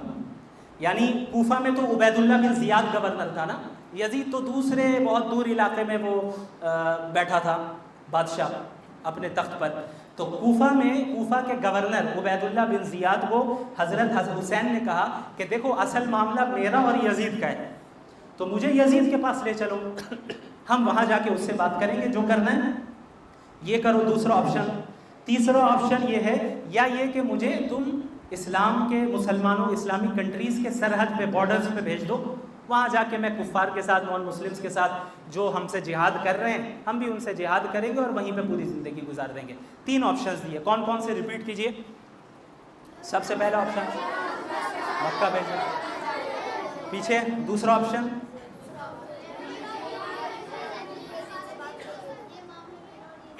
ہاں یزید کے پاس بھیجو, لے کے چلو مجھے, میں خود اس سے بات کروں گا, تم سے کیوں بات کروں. یعنی اس کی کیا حیثیت ہے عبید اللہ بن زیاد کی, اس کی تو کوئی حیثیت نہیں, بس ایک گورنر ہے وہ. اس سے کہا کہ تم سے بات نہیں کروں گا, یزید سے کروں گا, اس کے پاس لے جاؤ. تیسرا آپشن کیا دیا کہ مجھے بارڈرز میں بھیج دو, بارڈرز کے پاس بھیج دو, پھر میں اپنے انٹرنل ایشوز میں پڑھوں گا ہی نہیں, اب ایکسٹرنل ایشوز کو میں دیکھوں گا اور جو ہے کفار کے ساتھ مقابلہ کروں گا. لیکن ان ظالموں نے کیا کیا, 3 میں سے ایک آپشن پر بھی راضی نہیں ہو. اس نے کہا کہ آپ کربلا سے ہمارے ساتھ کوفہ چلیے اور عبید اللہ بن زیاد کے سامنے سر جھکائیے, اس کے سامنے سرنڈر ہوئیے. وہ کہہ رہے ہیں عبید اللہ بن زیاد کون ہے, میں اس کے سامنے کیوں جاؤں, میرا معاملہ یزید کے ساتھ ہے, تم اس کے پاس لے کے چلو, اس سے بات کروں گا. عبید اللہ بن زیاد کی کیا حیثیت ہے کہ میں اس کے سامنے جا کے سرنڈر ہو جاؤں. اور اس وقت حضرت حسین اگر سرنڈر ہو جاتے تو قیامت تک کے لیے یہ پیغام جاتا کہ باطل کے سامنے سرنڈر ہو جانا چاہیے. لیکن حضرت حسین حق پر کھڑے رہنے والے تھے. حضرت حسین وہ تھے جو کبھی بھی باطل کے سامنے سر نہیں جھکاتے تھے. تو حضرت حسین بھی اس چیز کے لیے تیار نہیں ہوئے.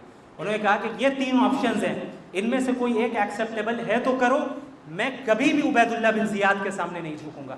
قیامت کے دن اللہ کے نبی کو منہ دکھانا ہے, اللہ کو جواب دینا ہے. اللہ پوچھے گا کیا تم نے ظالم کو سپورٹ کیا, باطل کو سپورٹ کیا تو میں کیا جواب دوں گا؟ تو حضرت حسین نے کہا کہ میں ہرگز اس کے لیے تیار نہیں ہوں کہ عبید اللہ بن زیاد کے سامنے جھک جاؤں۔ تو اب کیا اللہ کے نبی روتے ہوئے گھر سے گھبراتے ہوئے باہر آئے۔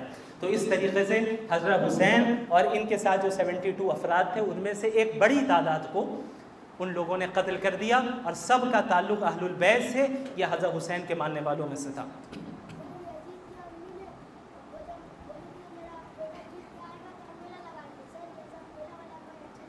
نہیں، یہ جو ہے یزید کی امی نے ایسا کہا تھا، اس کی کوئی دلیل ایویڈنس نہیں ہے۔ تو جو اوتھینٹک چیزیں میں بس وہ بتا رہا ہوں، یزید، کربلا، اس کے متعلق بہت سے ایسے واقعات لوگوں میں عام ہیں جس کی کوئی اوتھینٹسٹی نہیں ہے، صحیح بات نہیں ہے، لوگوں نے ایسے ہی اپنی طرف سے بنا کے مشہور کر دیا۔ تو وہ جو آپ بتا رہے ہیں اس کی کوئی دلیل نہیں ہے میلہ لگانے کی۔ تو اس طریقے سے حضرت حسین رضی اللہ عنہ شہید ہو گئے، اور شہید ہو کر انہیں وہ مقام حاصل ہو گیا جس کا وعدہ اللہ کے نبی صلی اللہ علیہ وسلم نے ان سے کیا تھا کہ الحسن والحسین سیدہ شباب اہل الجنہ، کہ حسن و حسین جنت کے نوجوانوں کے سردار ہوں گے۔ اچھا، یہ بتائیے کربلا کا پورا واقعہ مختصراً بریفلی آپ لوگوں کو سمجھ میں آ گیا؟ کیا لیسنز ملے آپ کو؟ کیا لگتا ہے کیا سیکھتے ہیں ہم اس واقعے سے؟ ادھر دیکھے بغیر بتائیے۔ ہاں، کبھی بھی کسی کے سامنے نہیں، کبھی بھی باطل کے سامنے نہیں جھکنا ہے، حق کے سامنے ہمیشہ جھکنا ہے، اللہ کے سامنے ہمیشہ جھکنا ہے۔ کبھی بھی ایسی طاقت کے سامنے نہیں جھکنا ہے جو فالس ہوڈ پر ہو، جو باطل پر ہو۔ ہمیشہ قرآن اور حدیث اور رسول اللہ صلی اللہ علیہ وسلم کی ٹیچنگز کے سامنے اپنے آپ کو سرنڈر کر دینا ہے، جس طریقے سے حضرت حسین اسٹیڈ فاسٹ رہے اپنے دین پر، اپنے مذہب پر، اپنے ریلیجن پر، اپنے نانا کے بتائے ہوئے طریقوں پر، اور اسی طریقے سے جو کریج انہوں نے دکھایا، جو ہمت اور حوصلہ انہوں نے دکھایا۔ ہر ایک کے اندر ہمت نہیں تھی کہ یزید کی حکومت کے خلاف کھڑا ہو جائے، جو کھڑا ہوتا اسے قتل کیا جاتا۔ ان تمام چیزوں کو جاننے کے باوجود ظالم کے خلاف کھڑے ہوئے۔ اس سے ہمیں یہ پیغام ملتا ہے کہ ہمیں بھی ظالم کے خلاف کھڑے ہونا ہے، ظلم کے خلاف آواز اٹھانی ہے، ظلم کے سامنے دبنا نہیں ہے، جھکنا نہیں ہے۔ اسی طریقے سے sacrifice and self lessons, sacrifice کس طرح انہوں نے قربانی دی، اپنے آپ کو ہی کٹوا دیا، اپنے اہل بیت، اپنے بچوں، گھر والوں، سب کو کٹوا دیا۔ کس کے لیے؟ اسلام کے لیے، مسلمانوں کے لیے، اللہ کے رسول کے دین کے لیے، اور اپنی فکر نہیں کی۔ وہ نہیں دیکھا کہ بھئی ہمارے بچے بڑے ہونے گے، ابھی تو چھوٹے ہیں، یا ہمارے گھر والوں کا کیا ہوگا، اس کا کیا ہوگا، اس کا کیا ہوگا۔ نہیں، ہم سب اسلام کے لیے قربان ہیں، ہم سب اللہ کے نبی کے دین پر قربان ہیں۔ تو رسول اللہ صلی اللہ علیہ وسلم کے دین کی حفاظت کے لیے اپنی قربانی دینا، یہ ہم سب کی ذمہ داری ہے، جس طریقے سے حضرت حسین نے دی۔ اسی طریقے سے ظلم کے خلاف آواز اٹھانا، ظلم کے خلاف آواز اٹھانا، اور ظلم ہو رہا ہے اور آپ خاموش بیٹھیں، یہ مسلمانوں کا طریقہ نہیں، یہ منافقوں کا طریقہ ہے۔ اسی طریقے سے اپنے پرنسپلز، اپنے عقائد، اپنے بلیفز، اپنے دین، رسول اللہ کی تعلیمات پر جمے رہنا، کہ کیسا بھی سچویشن آ جائے۔ ایسا نہیں کہ ایک سچویشن آئے تو وہاں پہ اسلام پر عمل کر رہے ہیں، دوسرے سچویشن میں اسلام کے عمل کو چھوڑ دیا۔ یہ طریقہ مسلمانوں کا نہیں، منافقوں کا طریقہ ہے، اہل بیت کا یہ طریقہ نہیں۔ حضرت حسین جیسی بھی حالت آئی، جیسے بھی سرکمسٹانسز تھے، اس میں وہ ہمیشہ اپنے پرنسپلز پر قائم رہے، اپنے بلیفز پر، اپنے اصولوں پر، اپنے دین پر قائم رہے۔ اسی طریقے سے صبر کرنا، پیشنس۔ ایک انسان پہ اگر ظلم ہو رہا ہے، تکلیف ہو رہی ہے، اب آپ بتائیں حضرت حسین پہ کتنا بڑا ظلم ہوا، حضرت حسین کے گھر والوں پر کتنا ظلم ہوا، ہمارے اوپر کتنا ہی ظلم ہوتا ہے۔ ہاں، ہم رونے لگتے ہیں اگر گھر والے آئس کریم نہیں دے رہے تو اگر نہیں دے رہے تو صبر کرنا ہے۔ تو یہ چھوٹی چھوٹی چیزیں ہیں جس سے ابھی سے سیکھنا ہے۔ حضرت حسین نے اتنی بڑی قربانی دی، ہم کیا چھوٹی موٹی چیزوں کی قربانی نہیں دے سکتے؟ دے سکتے ہیں۔ صبر، پیشنس، اللہ نے جتنا دیا ہے اس پہ خوش رہنا ہے۔ یہ نہیں دیکھنا ہے فلاں دوست کے پاس تو اتنا کچھ ہے، اس کے پاس گاڑی ہے، میرے پاس گاڑی نہیں ہے۔ نہیں، اگر اس کے پاس گاڑی ہے تو اللہ نے دیا ہے، میرے پاس نہیں ہے تو اللہ نے نہیں دیا ہے۔ وہ اس کے لیے بہتر ہے، یہ میرے لیے بہتر ہے۔ میں اس پہ صبر کروں گا، مجھے وہی درجہ ملے گا جو اسے ملے گا شکر کرنے پر۔ تو پیشنس، صبر ہونا چاہیے کہ زندگی میں جتنی مصیبت آ جائے، اصل زندگی ہمارے لیے آخرت کی زندگی ہے۔ ہو سکتا ہے اس دنیا میں راحت نہ ملے، جیسے حضرت حسین کو قتل کر دیا گیا، یہ کوئی ہیپی اینڈنگ تو نہیں تھی اس دنیا کے اعتبار سے، لیکن حقیقی زندگی پہ اگر نظر رکھیں ہم تو حقیقی کامیابی، اصل سکسیس اگر کسی کو ملا ہے تو وہ حضرت حسین ہی تھے، کیونکہ انہیں شہادت کا درجہ ملا، اور جو جنت کی عیش و عشرت اور نعمتوں میں وہ رہیں گے، وہ تو یہ حضرات کبھی اس لیول تک پہنچ ہی نہیں سکتے، بلکہ یہ پتہ نہیں ان کا کیا ٹھکانہ ہوگا، اللہ بہتر جانتا ہے۔ تو پیشنس، صبر کرنا، ہمیں اس سے پتہ چلتا ہے۔ دوسری چیز، یونٹی اینڈ اوائڈنگ ڈویژن۔ اسلام میں یونٹی کی بڑی حیثیت ہے کہ یہ جو ڈویژنس کریٹ ہو گیا یزید کی وجہ سے اور اس کی حکومت کی وجہ سے، کہ اس نے اپنی پاور کے لیے بعض مسلمانوں کو اپنی طرف کر لیا اور بعض مسلمان الگ ہو گئے۔ اسی طریقے سے جن مسلمانوں نے یونٹی کا دعویٰ کیا تھا اور سپورٹ کا دعویٰ کیا تھا حضرت حسین سے، وہ سب کے سب ہٹ گئے۔ تو اس سے ہمیں پتہ چلتا ہے کہ اسلام میں یونٹی کی کیا حیثیت ہے، کہ مسلمانوں کو یونائٹڈ رہنا ہے، جڑے رہنا ہے، ایک دوسرے کو ایسا نہیں کہ فلاں کافر ہے، فلاں فاسق ہے، فلاں یہ ہے، فلاں گندہ عمل کرتا ہے، فلاں وہ کرتا ہے، نہیں، مسلمان ہے اسے قریب کرو، تمام مسلمان بھائی بھائی ہیں۔ اللہ کے نبی نے کیا فرمایا؟ تمام مسلمان بھائی بھائی ہیں، تمام مسلمان ایک دوسرے سے محبت کرنا، ایک دوسرے کی فکر کرنا، اور دنیاوی چیزوں کی خاطر ایک دوسرے سے لڑنا جھگڑنا نہیں، پاور کی خاطر، حکومت کی خاطر لڑنا جھگڑنا نہیں۔ اسی طریقے سے تیسری چیز، آخری چیز یہ ہے کہ اللہ کے نبی کی سنت اور صحابہ کی سنت پہ قائم رہنا۔ حضرت حسین کیوں اٹھے یزید کے خلاف؟ چونکہ یزید ایسا کام کر رہا تھا جو رسول اللہ کی سنت اور صحابہ کرام اور اہل بیت کی سنت اور ان کے طریقے کے خلاف تھی، تو انہیں دین کو، اسلام کو بدعت سے، ابھی بدعت کیا ہے بتائیں گے، دین کو اور دین اسلام کی ٹیچنگز کو محفوظ رکھنا تھا، اسے پریزرو کرنا تھا، اسے بچا کے رکھنا تھا، اس لیے وہ سنت کو قائم کرنے کے لیے اور بری چیزوں کے خلاف کھڑے ہوئے۔ اسی طریقے سے ہم نے یہ سیکھا کہ ہمیں ہر وقت اپنی زندگی میں سنت کو قائم کرنا ہے اور کوئی غلط کام نہیں کرنا ہے۔ اس کے علاوہ بھی کربلا کے بہت سارے لیسنز ہیں، آپ جتنے زیادہ ڈیپلی واقعے کو پڑھیں گے آپ کو نئے نئے لیسنز آپ کے سامنے آتے رہیں گے۔ تو آخری لفظ یہ ہے کہ ہمیں بدعت سے بچنا ہے۔ Next page. بدعت کسے کہتے ہیں؟ کس کو معلوم ہے؟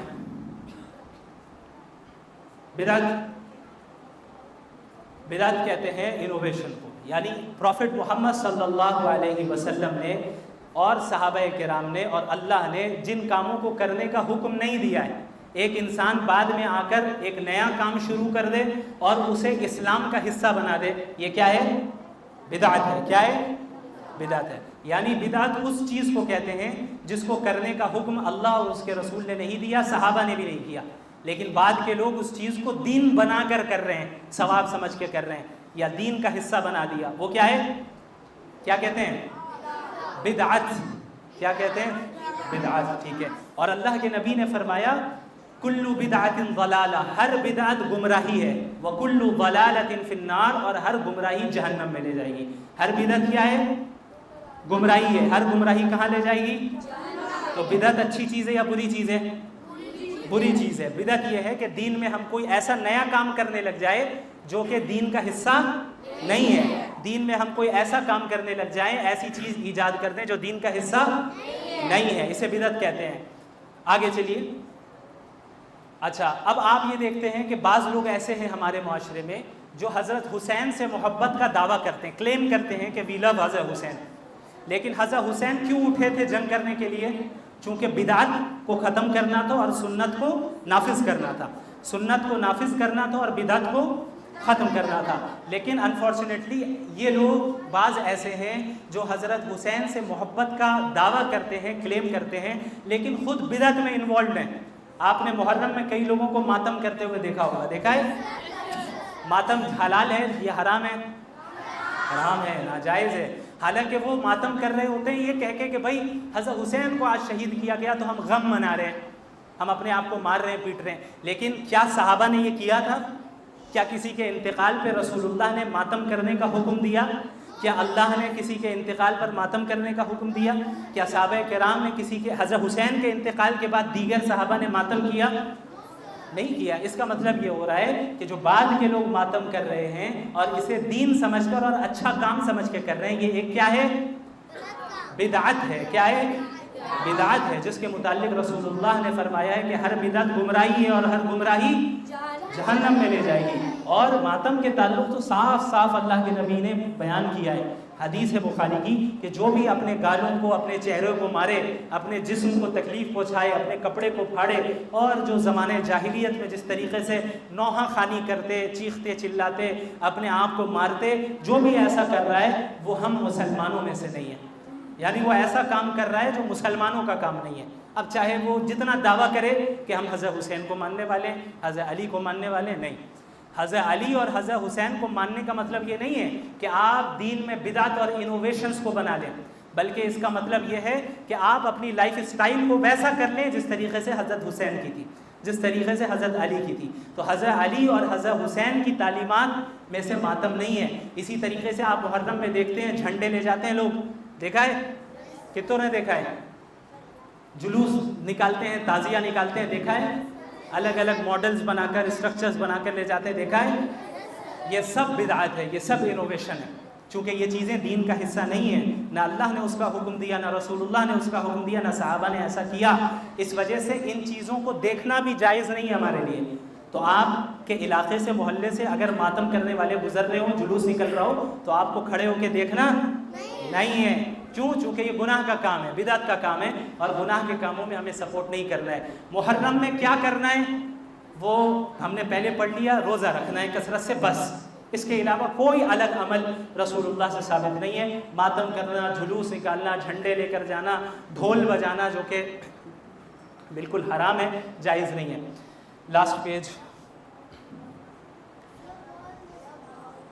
لو آل دا صحابہ. آپ کو معلوم ہونا چاہیے، میں نے جیسا کہ بتایا کہ صحابہ کون ہیں، پھر صحابہ میں اہل بیت ہیں، اہل بیت بھی صحابہ میں سے تھے، ٹھیک ہے.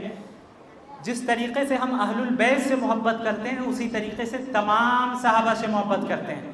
جس طریقے سے اہل البیت سے محبت کرتے ہیں اس طریقے سے تمام صحابہ سے. بعض لوگ جو یہ کہتے ہیں ہم حضرت علی سے محبت کرتے ہیں، کلیم کرتے ہیں، جھوٹا کلیم ہے.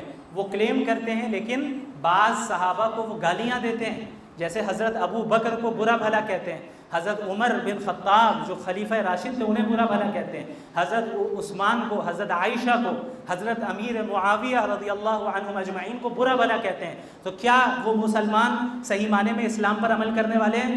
نہیں کرنے والے. کیوں؟ چونکہ صحابہ سے محبت کرنا یہ اسلام کے بیسک اور فنڈامنٹل ٹیچنگز میں سے امپورٹنٹ ہے کہ ہم تمام صحابہ سے محبت کرتے ہیں. اور تمام صحابہ میں کے متعلق اللہ نے قرآن میں فرمایا ہے کہ وَكُلًّا وَعَدَ اللَّهُ الْحُسْنَىٰ، کہ ہم نے تمام صحابہ کے ساتھ جنت کا وعدہ کیا ہے، ریوارڈ کا وعدہ کیا ہے. تو جس میں حضرت ابو بکر، عمر، عثمان، علی، حسن، حسین، فاطمہ، حضرت معاویہ اور دیگر تمام صحابہ رضی اللہ عنہم اجمعین سب کے سب شامل ہیں. اسی طریقے سے رسول اللہ صلی اللہ علیہ وسلم نے فرمایا کہ ڈو ناٹ ریوائل مائی کمپینینز، میرے صحابہ کو گالی نہ دینا، میرے صحابہ کو برا بھلا نہ کہنا. اب صحابہ میں اہل البیت بھی ہیں اور ان کے علاوہ بھی ہیں. ہر وہ شخص جس نے رسول اللہ کو دیکھا ہے اور ان پر ایمان لایا اور ایمان کی حالت میں موت ہوئی وہ صحابہ میں داخل ہے. لہٰذا کسی بھی صحابی کو گالی دینا علیاذ باللہ یا ان کے بارے میں بری نیت رکھنا یا یہ سمجھنا کہ وہ اچھے نہیں تھے، یہ کیا ہے؟ غلط ہے اس حدیث کی روشنی میں. چونکہ رسول اللہ نے فرمایا کہ میرے صحابہ کو برا بھلا نہ کہو، کیونکہ ان کے جو اعمال ہیں ان کے اعمال تک تم کبھی پہنچ ہی نہیں سکتے.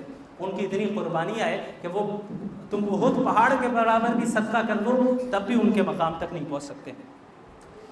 چلیں تو اس طریقے سے ہم نے الحمدللہ تقریباً ساری چیزیں کور کر لی. اب آج کے ورکشاپ کا کنکلوژن ہے، بہت زیادہ وقت لے لیا، معذرت چاہتا ہوں، آپ لوگ تھک بھی گئے ہوں گے، تو اس کو ہم مختصراً جان لیتے ہیں. سب سے پہلی چیز ہم نے محرم کے امپورٹنس کو جانا، ٹھیک ہے. محرم اشہر حرم میں سے سب سے پہلی چیز کیا ہے؟ ریپیٹ کیجئے میرے ساتھ، لاسٹ پیج ہے.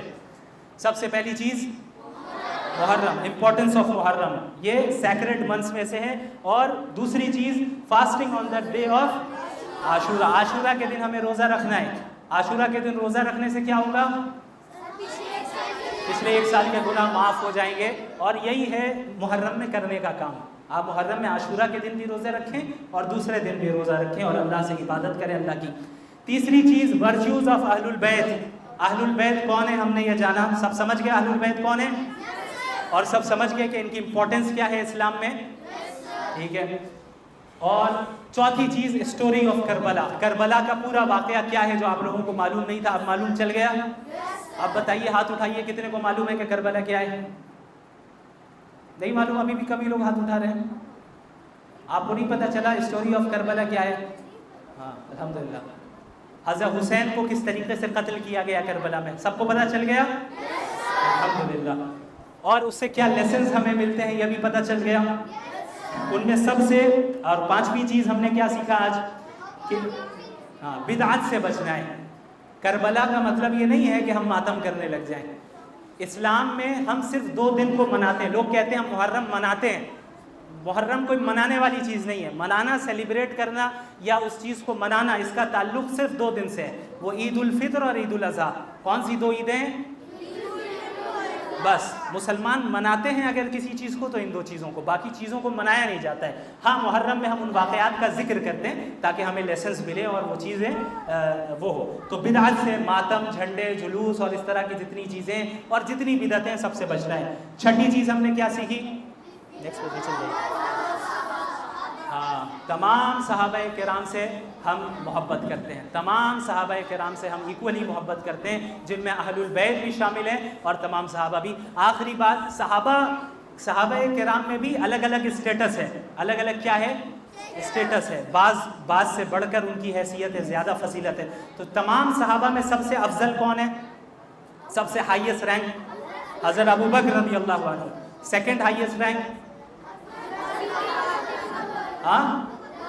عمر فاروق، عمر بن خطاب رضی اللہ عنہ. اور تیسرا رینک حضرت عثمان رضی اللہ عنہ. چوتھا رینک بس. چلیں، امید کرتا ہوں کہ آپ لوگوں کو مزہ بھی آیا ہوگا. مزہ آیا؟ سیکھنے کو ملا کچھ؟ الحمدللہ الحمدللہ. اللہ رب العالمین آپ سب کو جزائے خیر عطا فرمائے. آخر میں پھر میں اپنے ولی رحمانی بھائی اور جتنی بھی ان کی ٹیم ہے ماشاءاللہ پیچھے بھی اور ادھر بھی، ہر ایک کا شکریہ ادا کرتا ہوں کہ آپ لوگوں نے موقع دیا اور بہت ہی یعنی امپورٹنٹ ٹاپک پہ اس ورکشاپ کو کنڈکٹ کیا. اللہ رب العالمین آپ تمام حضرات کو جزائے خیر عطا فرمائے. وآخر دعوانا الحمدللہ رب العالمین. والسلام علیکم ورحمۃ اللہ وبرکاتہ.